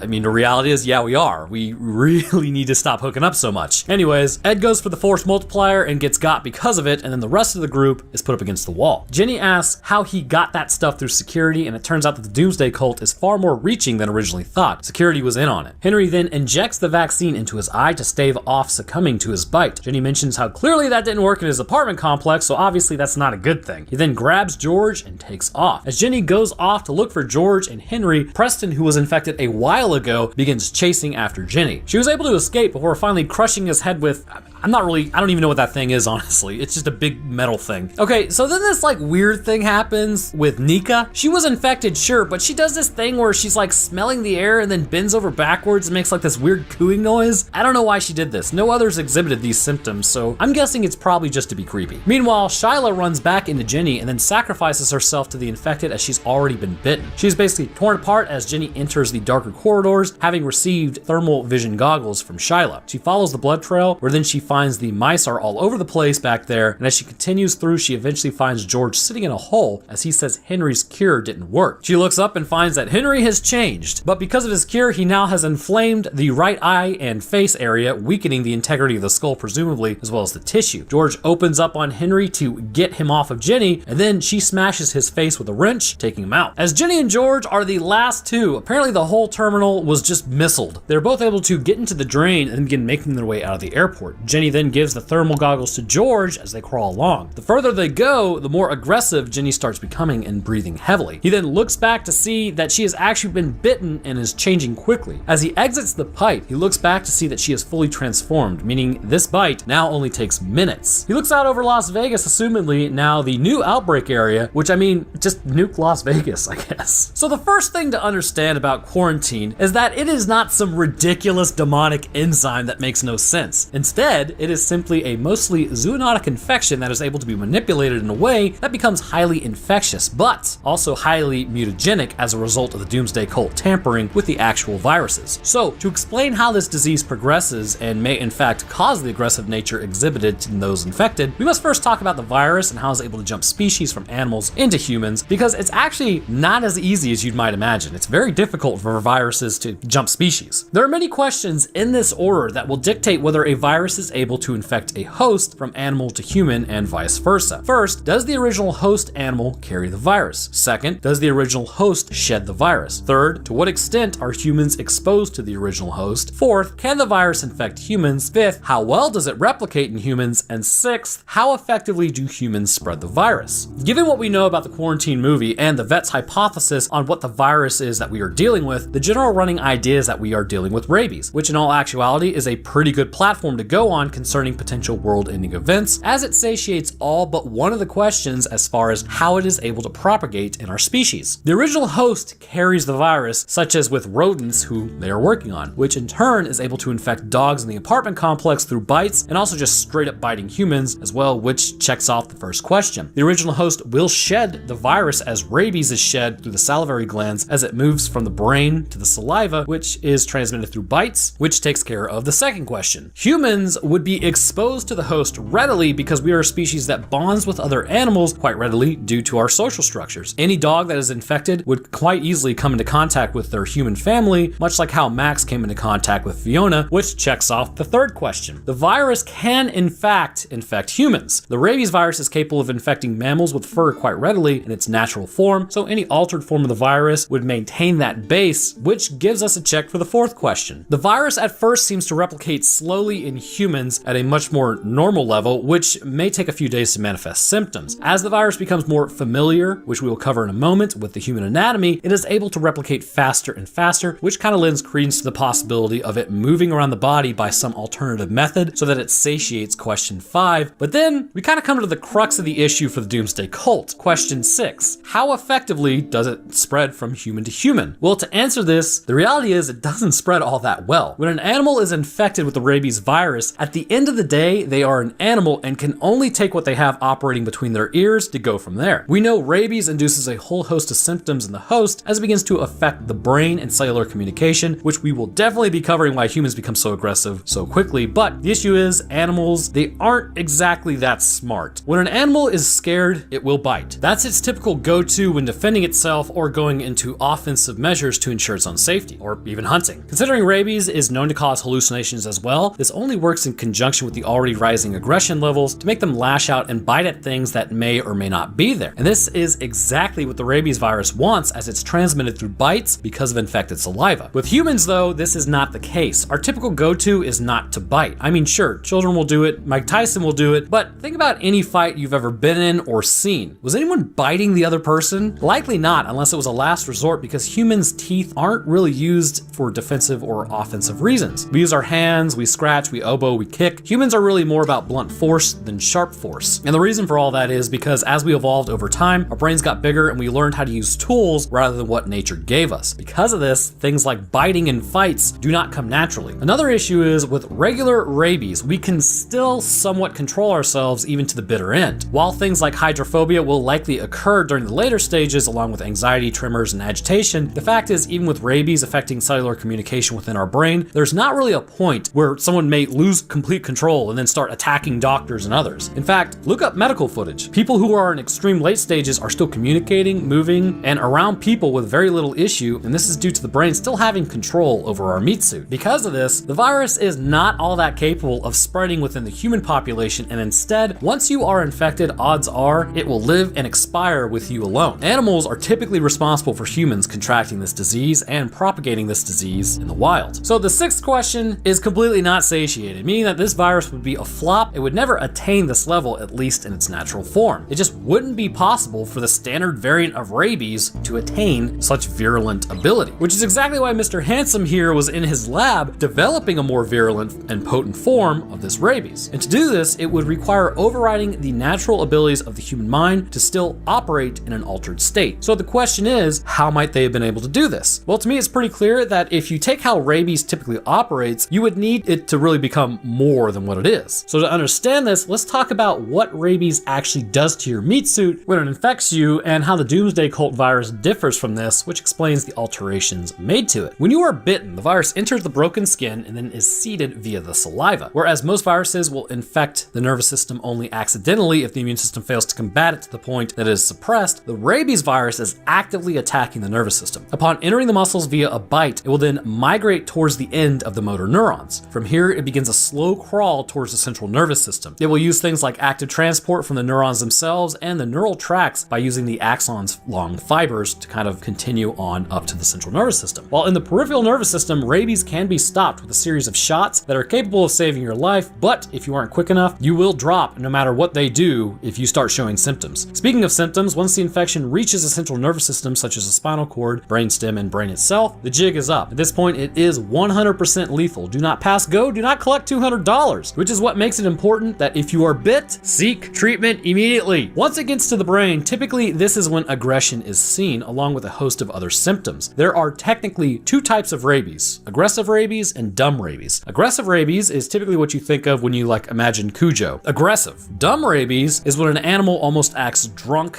out of character, and will completely lose fear of other animals, including humans. Now, they will still bite you, so don't take them as friendly. Now, this is linked to kind of a few reasons why the brain might react this way. First, it's pretty clear that the animal is out of character. Brain inflammation is pretty standard when rabies actually enters the brain. Because of this, things like meningitis can begin to form, which can cause brain damage, as your body really doesn't have too much of an ability to stop the disease from progressing. This will also lead to things like malaise, difficulty concentrating, speaking, thinking, drinking water. Basically, viral meningitis accompanied with actual encephalopathy is nothing to be taken lightly. But even with all these, there are still other aspects of rabies that we have only just recently figured out. And even with pressure on the brain, these symptoms such as aggression are strange to say the least. So the question now is, what have we found that might explain kind of everything going on, and how might this actually tie into the movie Quarantine, which may have been what the doctors were going for? Well, recently, Dr. Karsten Hufer looked back at studies conducted in the 1980s and 1990s where they found that the molecules of the virus combine to nicotinic acetylcholine receptors, which respond to the neurotransmitter acetylcholine, which affects muscle control. control. So concerning muscle control, we know the vet had a hard time believing the old lady could take out 2 full-grown men in that way, but with the receptors being influenced, think of it like burning a candle at 3 ends as opposed to 1. Even though she was elderly and female, the acquisition of more muscle usage and overriding the mind's natural propensity to protect the body from damage means that the old lady was operating well beyond the capacity of a normal person, likely to her own detriment. If you didn't know, humans typically only use about 1/3 of the strength that we are capable of, and this is to protect from muscle tears and damage to the body. With these receptors influenced heavily, this allows for the old lady and even children to almost overpower a normal adult. So an adult male would almost be impossible for an average person to overcome strength-wise. The findings also suggested that the other receptors in the brain were being affected via glycoproteins created by the virus as well. These proteins would essentially hang out in between the neurons of the brain and affect the brain and how it communicates with the cell next to it on a cellular level. When the glycoproteins were injected into the brains of mice, they found that the mice became extremely agitated despite the fact that they were not infected with rabies, but by the viral creation within the body. And that is the whole point of this rambling I have gone on. Typically with, say, a zombie virus, the idea is a fast replicating virus that moves faster than normal through the body and is able to overtake the brain. But in the case of rabies, it appears that while the virus is responsible for the expiration of the host, the glycoproteins produced along with brain swelling are what causes the agitation and behavioral changes. There's also another aspect to the viruses that does fall in line pretty well concerning what we see in Quarantine 1 and Quarantine 2, and this is the speed at which it infects each subsequent generation. When a virus was first dropped, such as with the pilot who was sick and then went to work, or the little girl who has apparently been sick for a while, at first the rabies virus progresses quite normally through the body concerning time constraints. But as the virus moves from human to human as opposed from animal to human, its mechanisms become more familiar with the human body and it adopts a better ability to infect. Each generation creates a new variant of the virus, which would suggest a highly mutagenic ability of the virus and adoption of amino acids to aid in infecting the most prevalent host, which is humans. All this becomes faster, thus making the virus highly successful. This mutagenic ability also seems to explain how it is able to infect so effectively. Rabies will not enter the blood, and because as mentioned previously, it is a neuron-driven disease. But due to the tampering by the Doomsday Cult, I would go on a limb to say that there are 2 possibilities now. It could be either or both, really. The first possibility is that the virus is now a bloodborne disease, or at minimum has the ability to enter the blood of a person and will still infect neurons of this person as well. If we take a look at the blood vessels in the eyes, upon their infection, we can see that they are bulging, indicating that the blood vessels may be directly under attack from the virus. And this bloodborne ability would also have the added benefit of greatly decreasing the incubation time. Rather than having to slowly move up the neurons, which may take days, it can circulate through the body quickly and bypass the blood-brain barrier, entering the brain quickly. The second possibility is that the virus itself is still a neuron-based disease and will still take some time to actually make its way up the central nervous system, but the virus is releasing a form of glycoprotein into the bloodstream. This glycoprotein may have the ability to still wreak havoc on the body. As the immune system is activated, it will become quite aware that something is in the blood that shouldn't be there, and an all-out war is launched in the bloodstream, which would cause blood vessel damage, which again would account for the red eyes that we see. Now, I am partial to the first option over the second because of how the body reacts once infected. We see really that the incubation time decreases rapidly as more and more are infected, almost to the point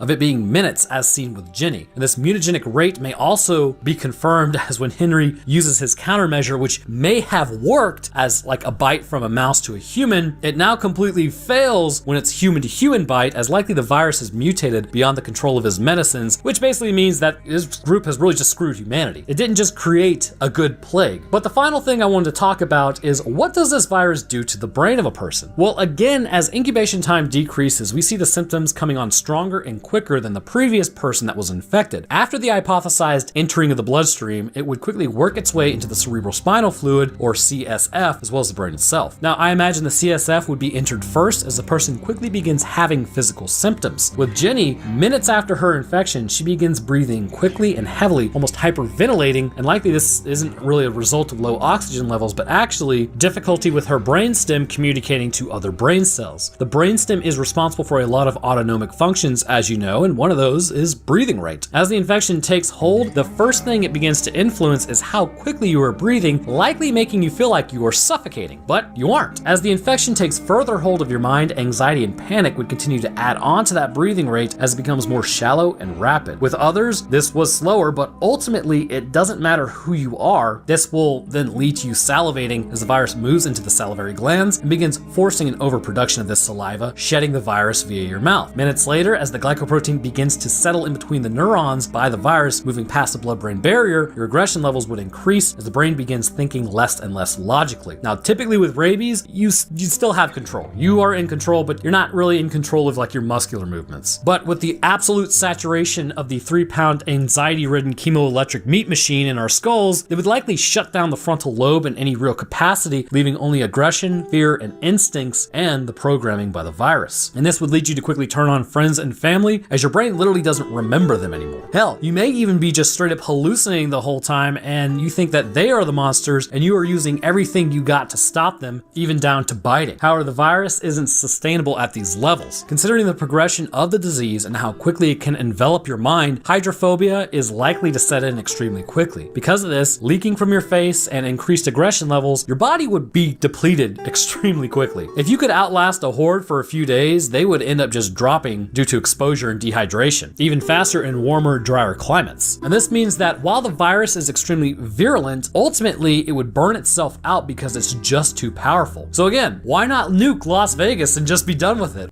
In the immortalized words of a great scientist, life finds a way. Except this time we aren't talking about dinosaurs figuring out how to overcome an enzyme, which might actually be a cool episode to discuss later. No, this time we were talking about why it's never a good idea to let your guard down around an alien form of life that you have no idea how it will react to your poking and prodding. In the not too distant future, before Ryan Reynolds had become Deadpool, humans had successfully funded a mission to Mars. This mission discovered something while out there and brought back a sample. Understanding that they couldn't just have the sample on Earth in case it was hostile to human life, they decided the best recourse would be to have it far above the planet in the space station while the life was examined. A good call to be sure, but the issue arose when the creature was subjected to an environmental shock, and then humans were forced to provide another shock to wake it back up, something that would make us seem hostile in the creature's eyes. So in today's episode, we will be talking about Calvin from the movie Life, which was supposed to be an awesome space horror movie, but it just was sort of DOA, I guess you could say. Alright, so let's get to it. So for all new people here, if you look on your screen or even just at my action bars or whatever in God's name they're called, chapters I think someone said, you'll find that I do indeed do summaries of these movies. One of the things that I've kind of seen is that sometimes people will just straight up talk about movies, and if I've never seen them, then I really have to just sort of deduce the plot from context clues. So to avoid that, I just summarize the whole thing. Apparently this can be quite a shock to some people, so if it's shocking, and I'm kind of mentioning that a lot, you can jump ahead to the science portion of why Calvin is going to suck the meat out of your insides. For everyone else, let's get to why you should never poke an alien with a cattle prod, shall we? We start up our story with a capsule floating through space. On its return trip to Earth, it naturally flies into some sort of space rocks, which then send it on the still kind of same generalized trajectory, but it causes it to ever so slightly go off course. Had it gone off course and missed us, it really would have been good for at least another decade or so, or at least humanity would have. The International Space Station is well aware of what happened and is reporting to Mission Control. As they attempt to figure out what to do, they suit up Rory, who will be sent out to operate what can amount to $1 billion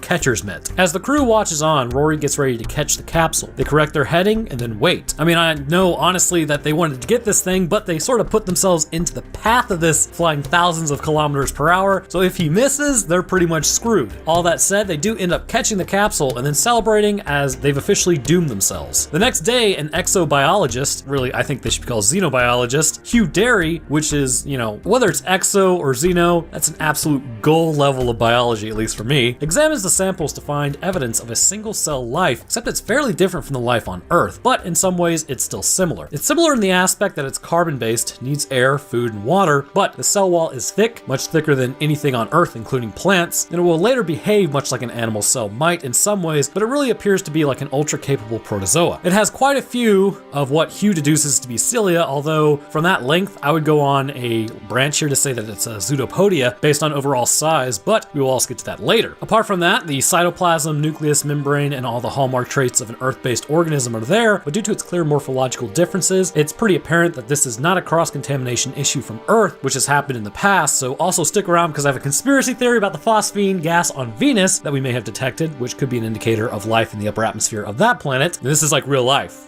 so it's pretty interesting. Anyways, as Hugh gives it water, raises the temperature, and surrounds it with glucose, as well as altering entering the local atmosphere, eventually he is able to awaken the single-celled life and bring it out of its hibernation. Obviously, everyone is pretty jazzed about it. Back on Earth, kids are asking the scientists the usual questions via Skype, because nobody could have predicted the rise of Zoom a few years later. So anyhow, you get a lot of questions about the bathroom, for some reason with the International Space Station, which if y'all want to know how ridiculous humanity is, this is just completely off topic, but then again, those are my type of videos. There's an anecdotal story that a spacesuit really has a sleeve, we'll call it, and it's supposed to secure a certain part of the male anatomy on spacewalks, so if you need to go, you can go. Well, the sizes were small, medium, and large. Well, males would continually choose the large option and wouldn't fit properly. So they had to change the sizing to large, huge, and gigantic so people would actually pick the proper fitment. As it turns out, you can take the human off the planet, but you can't take the ego out of the human. Again, anecdotal, but I always think about that because it seems as no matter how far we advance, humans will always be ridiculous. But back on track in New York, apparently a contest was held and one school was chosen to pick the name for the alien, and his name is Calvin. With a name like that, it's no surprise that he turned on humanity so quickly. Shout out to all my Calvins currently watching. So from here, we start getting into some interpersonal stuff with the crew, not important, but the Doctor, or as he's known, David Jordan, is about to break a record for being in space the longest at over 400 days, which, if y'all didn't know, the shielding on the International Space Station isn't foolproof. Astronauts that have been up there for a really long time say that they will see random flashes of light, and it's actually ionized particles smashing through their body, creating tiny holes in their retina, which activates the light-sensing cells. Pretty wild. But the radiation you get up there is low, but it can still accumulate damage to your meat suit. The atrophy within David's muscles has also become quite an issue. David says that the reason he's up there for so long, after being in the military, he likes it because he doesn't want to go where humanity is, because we just continually screw one another up, which is not incorrect. The next day, as Hugh continues to work with Calvin, he finds that it's actually becoming a multicellular organism, but strangely, it's different from how life works here. Multicellular organisms here specialize when working together, at least with animals. Muscle cells, nerve cells, photosensitive cells, bone cells, immune cells, stomach cells, whichever. While the DNA within them remains the same, depending on which genes are activated, causing them to specialize in certain ways to support the body as a whole. The other end of this is the single-celled organism, doing this on its own, but typically it can't coordinate with other cells all that well. Calvin, on the other hand, is what is known as a supercell. Now, it's kind of a colloquialism because if you look up supercell, the only thing you're going to get is weather terms, because as far as I know, there are no supercells on Earth. Actually, there are no supercells on Earth. It's not a natural part of evolution on this planet, but essentially a supercell is more capable than a regular cell. In Calvin's case, every cell is a muscle cell, a nerve cell, a photosensitive cell, providing sight, the ability to break things down. If it's a stomach cell, it's just everything. Every cell is capable on its own and more capable in a group. Its abilities later to break down other cells makes it a near perfect predator. Every cell is capable of doing the job of the cell next to it, and because of that, its intelligence grows quickly, as does its strength and capability. Calvin at this point can also interact with its environment. It has formed proto-appendages and then reaches out to Hugh as he reaches for it. The creature is curious about Hugh, to which he's also curious about it. At the beginning, Calvin is not aggressive as long as what it's interacting with is not aggressive either. Also not important, but Sho just had a kid. I'm sure that means nothing terrible will happen to him. Later that day, Hugh continues working with Calvin, and at this point, Calvin is crawling on his glove as the mass of cells is becoming more and more capable. Later that night, an alarm goes off as Rory goes in to fix an issue with a clamp. Hugh forgot to close it earlier, and because of that, the crew is pretty upset. Miranda brings up that they don't know what these cells are. For all they know, they could just be carrying a form of like space anthrax. Hugh gets defensive, saying that Calvin is an anthrax, to which Rory brings him back to reality. Those cells in there could be dangerous. They don't know, but if Hugh doesn't make sure everything is sealed up properly, he's putting everyone in danger. He reminds Hugh that that thing isn't his buddy. Because of the clamp failure, the air pressure changed, which caused Calvin to actually go into a hibernation. But this actually relieves Miranda to a certain degree because the creature was growing extremely quickly with the nutrition that they were giving it. But because of this, Hugh decides that he needs to shock it back to, I guess, life. He goes on about how this could replace stem cells, cure the incurable, so obviously he's a little too close to this given his paralysis. And I'm not sure what he's basing this assumption on, if I'm being honest, because they know absolutely nothing about this cell. That would be like finding bacteria and being like, it could cure stem cell issues. Based on what? As Hugh begins shocking Calvin, at first it doesn't work, but as he raises the level, it jumps back to life and onto his glove. It breaks the wand and then grips his hand. As Hugh tries to pull his hand back, it begins breaking his fingers. Eventually, this causes him to pass out. While he floats there, Calvin begins testing the glove durability. Realizing that it can't get out that way if it doesn't have a sharp instrument, it goes back for the wand, breaks it in half, and then uses the sharp point to escape the glove and into the open environment. Yeah, at that point, no way, man. Keep that sealed tight entirely. Eventually, Calvin finds that the rodent is tied down. It mimics it for a moment, but as the mouse goes to bite at Calvin, Calvin then attacks it. Within seconds, it breaks the mouse down for all its cells and then grows considerably in size. Rory jumps in and grabs Hugh, basically trading places, as Calvin attaches to Rory's leg, to which then Rory grabs an oxygen candle and burns it off. He asks for permission to body the creature and then grabs an incinerator and goes after it. While he's attempting to burn it, it's not so much that he's missing it every time. The creature is just highly resistant to fire, likely due to the cell walls every single cell has on the outer layer, which kind of forms a sacrificial barrier. Honestly, at this point, it would have been perfect for Rory to just escape, but he doesn't. Instead, the creature jumps on him, goes inside his mouth, and considering what we just saw it do to that mouse and the amount of blood, it can be assumed that that's what it's doing to his insides, quickly converting the brainstem, brain, lungs, and ultimately heart as it moves down, and this flatlines Rory pretty quickly. As Rory floats there, the incinerator is out of fuel, but still has enough to keep the flame going. As it triggers the fire suppression system, it makes the room no longer sealed. The creature exits Rory's mouth and begins going after the fire suppression system, eventually getting inside one of the openings before it can close and escaping into the main station. With the quarantine compromised, it's now free to move about and begin its hunt. As Kat sends a distress call back to Earth, her transmission is cut off, to which they have no idea how much actually got through, and that'll be important later. Losing contact with Earth, they still have a local ability to communicate. They need to exit the station and fix the comms, so they send Kat, as she's the only one qualified at this point. As she checks on the transmitter outside, she finds that it has overheated and there appears to be scorch marks on it. They arrive at the conclusion that Calvin must have destroyed the transmitter, so they couldn't call for help. Now, how did a mass of cells arrive at this conclusion? Well, we will discuss that later. As they question whether Calvin intentionally went after the water-cooled comms and CPU, Calvin then exits and attaches to Kat. As she crawls along, it turns out that Calvin has broken the coolant line on her suit. Calvin officially knows a ton about spacesuits. As she moves inside, her helmet begins filling with the coolant, which is poisonous, so she can't just drink it. So now she's basically drowning. As they get to the airlock and get it ready, David goes in to get her, but as he's trying to tell her how to open the valve, Kat realizes that the jig is up at this point because that's really what Calvin wants. She prefers to drown herself and turns the lever the wrong way and chooses to keep Calvin outside of the ship to save the rest of the crew, but that's not how things are going to go down. As the crew begins discussing is there any other way that Calvin can get in, the thrusters are possibly a way in. Sho then watches the temp gauges as Calvin continues to try to get in them. They try to blast him into space, but after operating the thrusters a few times, in space, that causes some problems as they quickly run out of enough fuel to keep that up, and if they burn any more, they won't be able to fix their decaying orbit from them just doing that. So they decide that they need to let the creature into the ship to stop it from getting to Earth. Hugh comes up with an idea that they just need to purge all life support on the ship because that might send Calvin into his hibernation once again. As they do this, Calvin is stalking them actually around the ship. Meanwhile, Hughes is actually looking a little out of it. As they get the International Space Station back up to where it needs to be, Hughes' situation continues to randomly devolve as the crew discusses what they've seen. Hugh has a revelation that Calvin doesn't hate them, but he has to end them in order to survive. As Hugh passes out and then flatlines, they start trying to get his heart to beat again, which doesn't work at first. As they continue to shock him, they get him back and see that something is moving on his pant leg. They pull back his lower pant leg to find that Calvin has been feeding on his blood because he's paralyzed and didn't feel it. At this point, they defib Calvin, who has gotten to the point where he can now flap portions of his body to move through the ship more easily. As the crew members bolt, Sho jumps into his sleeping pod as Calvin tries to find a way in. It attempts to break the glass, and it actually seems like it's quite capable of doing so, but then leaves him instead. They talk to Hugh with his last few minutes that he has left, as his blood oxygen levels have dropped dangerously low due to the low amount of blood he has, to which he flatlines again fairly quickly. As Miranda and David discuss the hate that they have for Calvin, which I'm not sure why this is such a revelation, they realize that they can actually track Calvin because it ate a tracker from Hugh's legs. Moving over the ship, it ends up following a blood trail back to Hugh as it begins consuming him to become larger before attempting to break back into the crew areas. However, they seal it in and then trap it, but a proximity alarm has begun blaring. Coming up from Earth, a ship attaches to the hull of the International Space Station. Despite them trying to hail it and make it turn away, it begins pushing the ISS. Miranda says it was a protocol that if Calvin turned hostile, the ship would be pushed into deep space rather than let it crash back down to Earth. It was basically a safety protocol to kind of yeet that thing out of our orbit. Sho at this point realizes that he is screwed if he stays in the pod, and he attempts to leave, but ends up opening the area and letting Calvin out. Maximum move. Calvin then grabs him and attempts to pull him back, but for some reason, the rocket attached to the clamps outside malfunctions and breaks a few of the clamps, causing the airlock to rupture. Sho chooses to drop with Calvin in an attempt to take him with him, but alas, Calvin is able to crawl back inside the ship. Because of this failure of the rocket, all that random thrusting and movement, it has caused their orbit to decay once again. They realize that they're going to hit the atmosphere in 30 minutes, so they need to devise a plan. David realizes that they need to send this thing into deep space rather than let it get to Earth. David wants to lure Calvin into a pod, so he sends Miranda into pod B to go back to Earth. David then chooses pod A with Calvin because he has no desire to return back to Earth with humanity, so he will pilot it into deep space. As David moves through, he ends up luring Calvin in with a few candles before getting into his pod, to which Calvin obliges to come with them. At this point, Miranda heads to her pod. David then preps the pod and fires out. Calvin breaks the candle quickly that was distracting him and then goes after David. Miranda fires hers and then heads towards Earth. David begins attempting to pilot his pod towards deep space manually. Miranda radios to Earth to tell them what they are dealing with, but as she does, she hits some space debris. And now this is the unfortunate part. Because of David's long time in space, his muscles are weak. Calvin has really no issue stopping him from reaching the controls easily and then restrains him from piloting the ship to space. Whereas Miranda, considering she just hit space debris, is now flying out into space to meet her unfortunate end of starvation or dehydration. Maybe the air will run out. It's really no way to tell. So basically that plan went to absolute hell. After David lands in the ocean, he's freed by Vietnamese fishermen despite him telling them not to open the door, which in turn releases Calvin onto the planet. And considering it's hypothesized that Calvin was what caused the extinction on Mars to happen, looks like humanity and all the things here are next up on the chopping block. But hey, I guess that's just life, isn't it?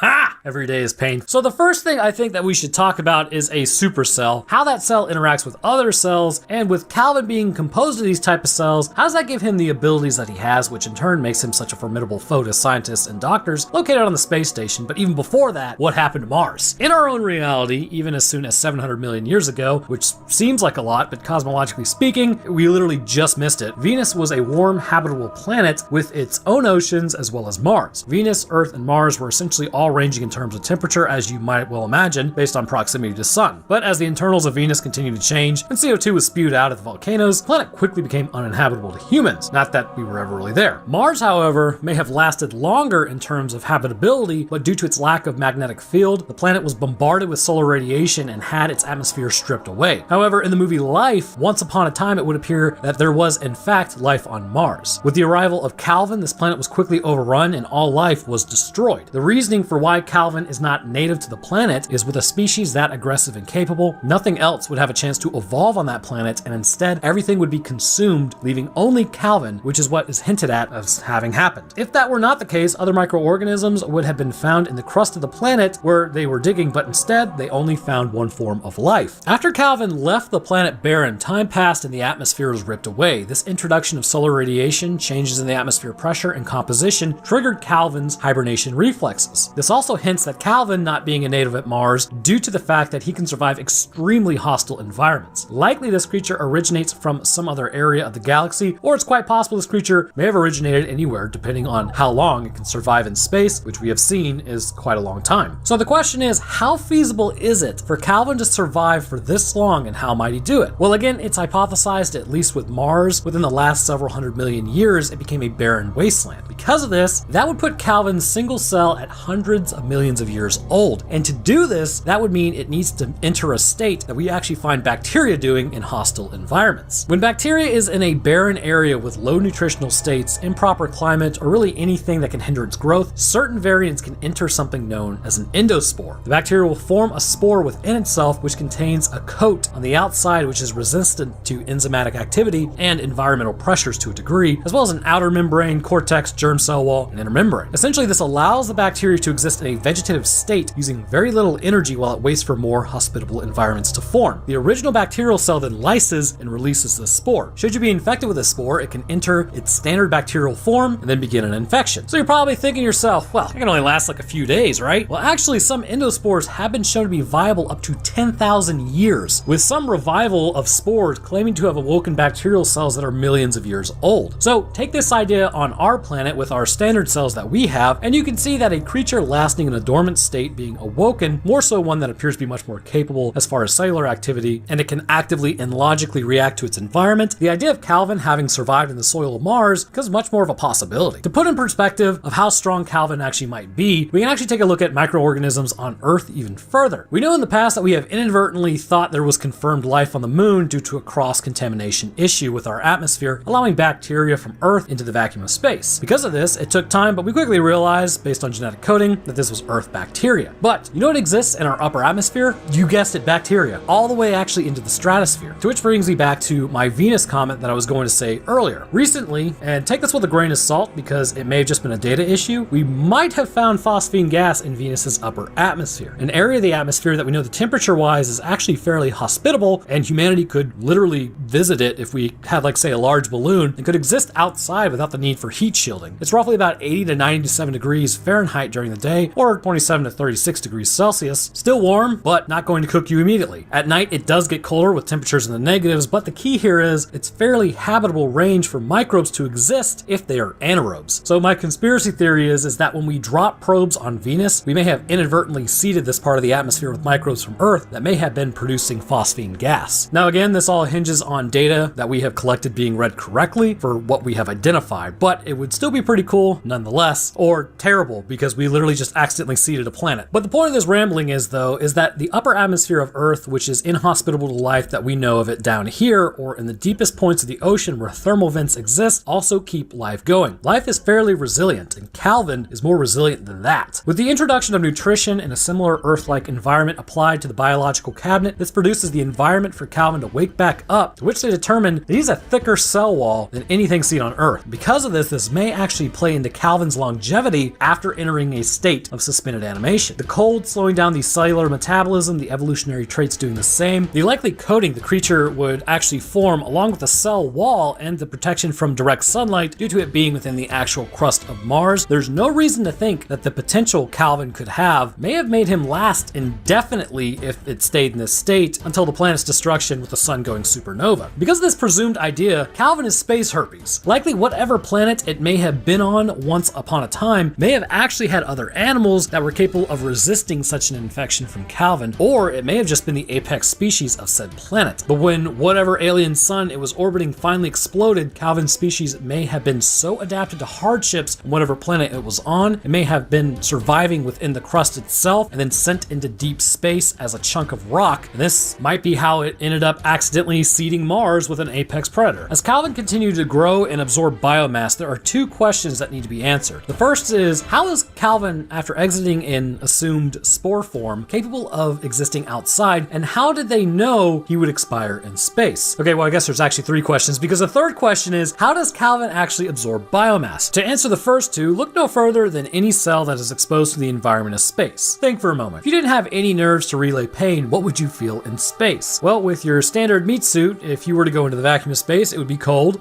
your eyes would instantly freeze, water in your body would begin boiling, but not because of heat, but really because of lack of pressure, and your lungs would probably burst if you held your breath. Sounds pretty bad, right? Well, despite all this, your body can actually survive in space for up to a minute. Granted, that minute is excruciating, but it's completely possible. Our eukaryotic cells, at least animal cells, lack things like cell walls, and because of this, it really comes down to membranes, which are fairly susceptible to things like environmental influences. Cell walls play a huge role in supportive structuring of a cell, but also in a lot of other aspects. And this can cause a creature composed of cells with cell walls to survive exposure issues that might take an animal out. So I mean, look outside. We call those plants. Plants can't move, at least not very quickly, which means that they have to exist outside in the elements and will either thrive or expire based on what they have going for them. And this is actually why the first biomass on this planet to move up onto land were plants. Even then, it took them a while to develop into strong enough cell forms and then form into plants that we know them today. The fact is, plant cells with cell walls would be considered more resilient than animal cells, at least in some instances, but without the rigidity of the cell wall, animals are capable of movement even down to a single-celled organism like a protozoa. Now take something like Calvin, who has the best of both worlds, movement and a cell wall. This would allow the creature to leave the confines of the space station for a limited amount of times, but much longer than any human would be capable of surviving in space. Also take into account that the fact that this creature appears to have a better control over its individual cell functions, resulting in a more macro utility and things like opening and closing of cell walls, and those could be shut, providing more protection, with the outermost cells providing almost a shield-like covering, which allows the creature to operate for extended periods of time time in really hostile environments. So next thing is, what in the name of all that is holy happened to that mouse that Calvin came into contact with? Well, look no further than the movie The Thing for a decent explanation on what's going on. However, you're watching this, so I'll go ahead and provide a decent explanation. As a supercell comes into contact with a regular cell, it's clear that it lyses the internal contents of the regular animal cell quite easily, as we see with the mouse. As the skin is quickly worked through, new skin is then seen underneath with blood vessels, and everything starts turning pink until the muscle is then gotten to, and then the nervous system, and ultimately the skeleton. Each cell of Calvin likely contains enough lysosomes, or it might even just straight break open the cell entirely, utilizing its own cells. Upon this happening, the nutrients of those cells are absorbed, which in turn allows Calvin's cells to undergo mitosis. And if there were a drinking game where you take a shot every time I say cell, nobody would survive. This leads to a larger creature that the more it's able to absorb other biomass, the more it's able to grow, much like anything else. But with all that said, something else is happening when Calvin grows. Since every cell is working together and can function independently as well as its own, as it grows, it gets smarter and stronger, sort of like our brains. The larger they get to a point, the smarter we are. Now, it's a really simplified version because Einstein's brain actually wasn't bigger than the average person's, and in fact, it was a little bit smaller. But regardless, the key here is that as Calvin grows, its intelligence increases, but I would go out on a limb to say something else is happening also. As Calvin goes after and takes out Rory, did you notice how the creature was now capable of understanding the systems of the ship? While not directly interacting with them, it knew the water-cooled, the transmitters, and the CPUs. While not knowing how to interact with them, it knew how to break them and also navigate the ship. You know who else knew that? Rory. Rory was essentially the mechanic of the ship, which means whoever the creature takes out, it would absorb that person, which means after taking out Rory, it definitely knows there are humans on the planet below, which is exactly why it overpowers David and subdues him while it crashes onto the planet. So how might it be doing this? The first thing to understand about our brains is memories are just patterns. They aren't so much stored in our neurons, but in a way of our neurons firing. This is why things like dementia affect our memories, because as things like the pathways are lost, so too is the memory lost. And this is why things like a certain smell can trigger a memory, because whatever smell forged that pathway along with the memory fires along the same route and triggers that memory that you have should you smell that smell again. So with memories being patterns, that means intelligence is a pattern, because intelligence is application of memories in new ways, possibly causing new patterns to emerge, which becomes new technologies or standards. When Calvin interacts with a human, likely it would be quite easily figuring out that our brains were located in our skulls, as a lot of juice is being sent from one area of the body. Moving into the brain of a person, such as with Hugh and Rory, it would quickly pick up these patterns and connections that our brains fired and could replicate those. Now the issue is, let's say like you could absorb somebody else's brain, but you didn't speak the language, you would need something like a Rosetta Stone to translate what our brains know, as well as the human language. But taking into consideration of how smart Calvin would be, likely it would be an ongoing process as it moves around the ship, learning from the host's brain, which was absorbed, which again means likely Rory and Hugh at this point just have empty skulls shortly after the lights went out. So this means after Calvin took over a few bodies, he way outclassed normal human intelligence and could outthink and outmaneuver the scientists and doctors, leading them to a quick end. So much so that he began to not even see humans as threats as when he left Sho in his pod. Rather than take him out, Calvin knew that he would come out if he just waited long enough, and he could actually end up using Sho to open the doors so the creature was no longer sealed in. Again, thinking way ahead of humans. So the next question is, how do you overcome this thing? Well, I would have to disagree with Hugh that the creature, despite being carbon-based, could have been destroyed in a vacuum. This creature existed in a quasi-vacuum of Mars for hundreds of millions of years. The only thing I could really see destroying this creature is radiation of space, which is why they found it only in the soil, as it needed to protect itself from the UV radiation, as well as the more damaging forms like gamma radiation. So the issue is, with it now on Earth, there's really not a likely possible scenario that you could stop this thing. The only way humanity could even contain it, maybe, is directed radiation or a scorched earth policy, literally unleashing massive amounts of radiation over a large area to degrade the Calvin cells and destroy them. The issue is, however, that destroys life as we know it and makes large swaths of land uninhabitable. And this is the best case scenario too. Should Calvin get a foothold, which, let's be honest, it's in the ocean at this point, there's no way to destroy it. And remember, since it's a single-celled organism, that it may be capable of working alone, coupled with a multicellular one, there's no reason to suggest that Calvin couldn't just break off a piece of him and then seed an area with individual cells. The best way to compare Calvin is the flood from Halo 3 landing on Earth in the present time. The shipmaster glassed half a continent for a small outbreak, which is the only option to save the planet. But unfortunately, no genocidal aliens are coming to our rescue on this one, so we would really be be just us. Our planet would be destroyed in days as life was wiped out and only Calvin life remained. The atmosphere would then change over time, as well as no oxygen from the ocean or really plant life remaining, and Calvin would enter a state of hibernation, once more waiting for the next species to find it and unleash it on their planet.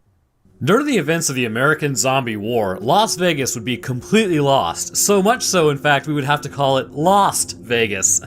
God. With numerous casualties on both sides, eventually the entire city would have to be walled off. Just prior to the first outbreak happening, an accidental quarantine breach would take place during the transfer of what would spark this whole thing off. Shortly after the walls were constructed, the discussion of what to do with those infected remained. While some organizations wanted to move in and secure what they were originally working on, others, like the president, would want to nuke the area off the map on the 4th of July because, if you think about it, it'd be pretty patriotic. However, prior to the nuke dropping on the city, which, see, I told you we should just nuke Las Vegas, a small team would be sent in to retrieve a specific version of the infected as it represented the culmination of all the work they were conducting in Area 51, unbeknownst to them. This team would ultimately come across some pretty strange infected whose origins actually do make sense considering the presenting characteristics they display. So in today's episode, it's pretty clear what we're talking about: the Army of the Dead infected, and specifically some of the ones that if you weren't paying attention, you may have just straight up missed, and what that means for the rest of the infected. So as per usual, everyone knows what I'm about to say, but for you new people, up on screen you'll see a timestamp of where to head to if you want to bypass the summary. Honestly, this movie was pretty good, but man, I don't think it needed to be almost 2.5 hours. I felt like a lot of it was filler at some points, but that really doesn't matter. So anyways, you can head there or look down at the chapters in the bar, whichever, really doesn't matter. Alright, so let's get to why the military really needs to install some skid plates on the bottom of their super trucks if a freaking car can cause them to release massively dangerous cargo out into the world. We start off our story at Area 51. A convoy is headed out to an unknown destination. Meanwhile, a couple just got married in Las Vegas, which historically marriages will last forever if you go to the drive-through chapel. Across the way, the soldiers are discussing about what they are hauling. They aren't really too sure as they've been told nothing. Meanwhile, the couple start doing the do, and then back at the soldiers' convoy, the two are talking about how they could just be hauling an alien, or maybe the original Declaration of Independence, who knows. Anyways, the guy driving drops the ball and doesn't focus up. I mean, I can't blame him, and then he ends up just kind of, specifically taking out the truck with the cargo. What was the Humvee up front for? Who knows? That's the fun. After a fiery explosion, the container is compromised as another soldier radios in. Over the radio, the woman tells them to get everyone that can move and then get away from it immediately. Anyone who can't walk is to be left behind. As the soldiers approach, the door opens and a creature is released that immediately begins taking them out. Rounds seem almost completely useless against this thing. Two soldiers end up running off, but they run like 100 yards, and then one soldier's like, oh, okay, we're far enough. One guy's like, are you sure? He's like, yeah, bro, that seems like a far enough distance. Oh wait, it isn't. They're quickly attacked and then turned by what is essentially the Alpha. Shortly after their transformation, they move over and then see Las Vegas is ripe for the picking. Meanwhile, in Las Vegas the next day, everything appears to be totally screwed. Gonna have to blur out some of this, but basically the entire place is getting overrun Zombieland style as the Alpha walks through the area. A war then kicks off between the military and infected, and also this war, I mean, it just seems like bad planning. I mean, just keep using missiles, right? They end up dropping soldiers into a massively infected area with a dome parachute that can't be controlled. Maximum oof. But eventually the military are pushed back over time. The area is completely lost. There's a subplot of a mother looking for her daughter, but yeah, it doesn't go according to plan as they get straight up crushed just a few feet from the exit. Also, pretty big oof. Presumably months later, we meet Scott. One of the people who managed to survive the outbreak within the city is now flipping burgers. As he continues working, a man enters the diner named Tanaka, and they have an offer for him. Get a team together and retrieve the money from a vault in a casino. The government has elected to nuke Las Vegas, so he's interested in getting that money out, and if he's successful, he will get 50 million of it. Meanwhile, in Las Vegas, there's a camp that has been set up literally on the other side of the wall from zombies. Seems like, I mean, that seems like a bad idea, right? Like literally, it's just a wall. I mean, no, just put the whole desert between me and that. Kate is a volunteer there, and as she discusses with Jita, a mother, this guard who's Mr. Hardass is measuring everyone's temperature to make sure they're not infected. Basically, my boy is just power tripping, as you know. Kate is trying to talk the mother out of going into the city to get money to get her kids out of this camp, but we all know how that's going to go. Meanwhile, Mr. Meathead is having a nightmare about his wife. She was apparently turned in the house, so he ended up having to dome her with a knife, and we see that Kate was also there. Super sad about the whole thing. Scott then calls Mr. Tanaka under the name Possible, which may imply other teams have been asked, and he says that he's in. Now we get the old getting the boys back together cut through, you know. I prefer the scene in MacGruber where the whole team just gets blown up at the end, but this one will do. He offers varying amounts of money to the team to get them enticed, which obviously works. Oh, and by the way, the pilot, they actually had to superimpose her over remember. I forgot the original guy in the movie, but he turned out to be a disgusting pile of shit. So literally they just straight up removed him. Pretty impressive. So the guy who's supposed to crack the safe, his name is Dieter, not important, but that's my father-in-law's name. Never seen another Dieter. All right, so back on track. So the team then gets the setup. They are to enter the casino, get the money, head up to the roof to an abandoned helicopter. Dieter asks how they really do the zombie ending. Scott tells him just go for the brain, an old standard. As long as that's destroyed, you're good to go. They show how the plan should go, which, how do you think it's gonna go? A security detail is then sent in from Tanaka, and his name is Martin, and he will be accompanying them as well. Back at the camp, Scott goes to see his estranged daughter, Kate, and then tell her he's got a job coming up. He promises her $50 million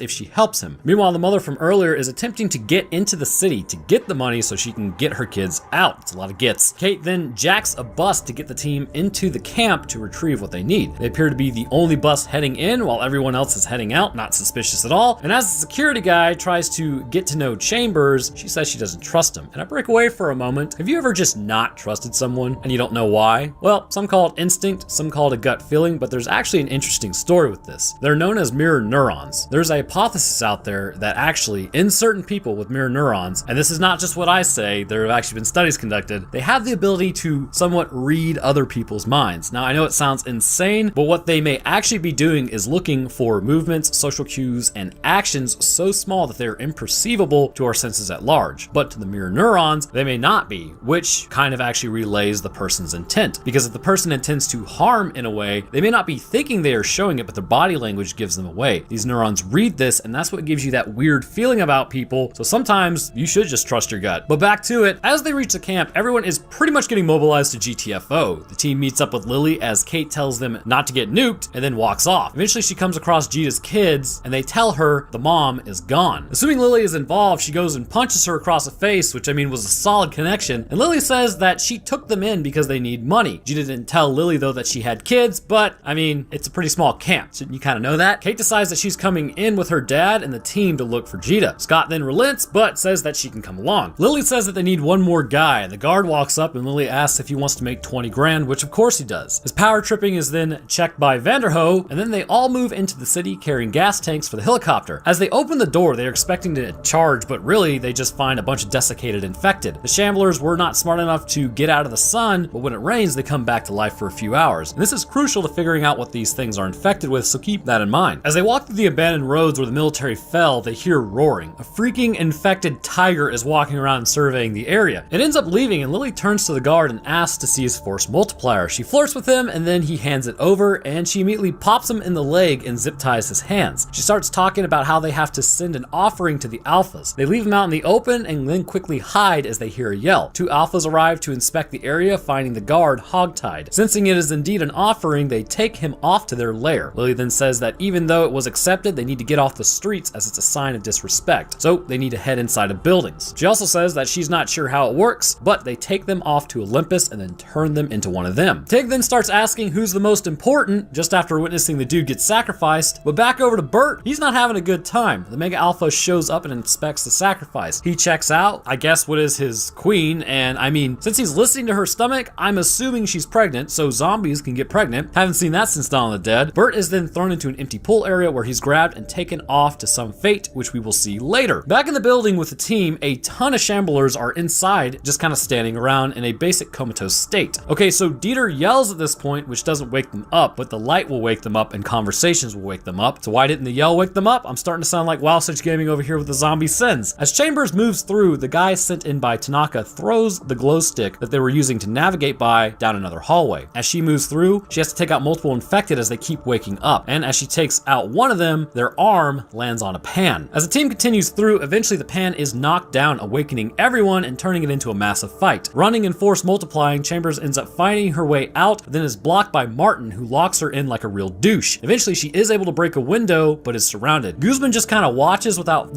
firing a shot till it's like way too late. Like, bro, what are you doing? But then he puts a round in her gas tank, detonating it, and then taking out the horde. Already down 2, they make their way to the building with the vault. The place seems more abandoned for the moment with just a few stragglers. As Dieter looks around, he finds blueprints for the vault, which means Tanaka had possibly sent in other teams before them, which means the possible name on the phone call kind of confirms that there were others. Heading outside, they find the helicopter, which appears, as Tig puts it, a hunk of junk. May have probably been something they needed to check prior. Lily and Martin then head off to do Martin's actual actual mission. Lily fires a shot in the air to alert the Alphas of their presence. Scott attempts to bond with his daughter at the generator about running a food truck, but then he tries to, talk to Kate about her mom, but she's still pretty pissed that he ran off and didn't talk to her afterwards. So that reconnect just totally failed. Scott fires at the generator for the building, and I just want to point out there's still a ton of infected around, which I don't know, seems like a bad idea. They enter the vault area where Dieter ends up saving Guzman's tail. Dieter then uses a card to open the security door and check out the vault at the end of the hallway. Also, there was another team of grave robbers. Clothes look familiar, eh? Vanderho mentions how it's basically just them, just from another timeline. So I should warn you, this movie is like 10 tons of crazy. All right, so back out on the road, Lily and Martin are approached by two Alphas. Dieter finds the trigger plates for the non-lethal deterrent, by the way, and even further away, Zeus, the real Alpha, finds Jita in her group and abducts them. As the other Alphas approach Lily and Martin, seeing there is no sacrifice, they have to open fire on the male Alpha, taking him out. Headshots actually do still work, and the Queen is subdued by metal cabling. Martin flips her over and then cuts off her head. So Matt, you're probably gonna have to blur this one. She yells and Zeus is alerted to the crap that's happening. Martin takes the head to try to get ahead in life, but it's sort of like that one guy who stole raptor eggs in Jurassic Park 3. It's just not a great plan. So Vanderho now brings zombies down for Dieter to attempt to get them to activate the pressure plates. He microwaves a hand and figures out it's not the meat, it's the heat that they are attracted to. As a zombie walks, they figure out the non-lethal isn't so non-lethal. Between force multipliers and crushing walls, it really would have been kind of a bad time. Meanwhile, Tig tries to get the chopper up and going, but it's a piece of junk. Upstairs, the team gathers around a TV as the nuking has been moved up a full 24 hours, despite how cool and patriotic it would have been to drop a nuke on the 4th of July. Scott radios to Tig and tells her of the new information, and she says that the helicopter is going well and that they shouldn't be alarmed at all, but they probably should. Back down at the vault, Scott asks how Dieter is doing, which he needs absolute quiet and roughly 30 minutes to crack it. If he messes up again, it locks forever, so that's probably not good. Back out in the streets, is that a zombie horse? Well, there are zombie tigers, so why not? Zeus finds his queen headless and then listens to her stomach lamenting that he can't hear it anymore. Scott and Kate make sure that the exit is clear, and then they find some extra money in the casino that is just basically straight up theirs now. While doing that, Dieter is able to get the vault open, and everything appears to be good to go. But usually when everything is going good, that means it's about to go really bad. Also, Lily grabs the cash counter and looks at the queen's head, important foreshadowing. Opening the vault, critical mission success. Zeus carries his queen's body back to Olympus and opens her abdomen to find a fetus that is blue in coloring, pretty much wears off after being removed. So now the Horde is pretty upsetty spaghetti. Also, Scott reconnects with Anna, or my girl Maria Cruz, and as Scott turns around to look for Kate, she's gone missing and is outside. The Horde is now on the move for vengeance as ordered by Zeus. Kate runs towards the Olympus building to get her friends as the Horde storms the building that the team is in. Scott hits the elevator button, but as he does, an infected jumps out and grabs Anna, and holy sweet Christ, just turns her head around so far her freaking like thoracic spine is yanked up in her. God, that was brutal.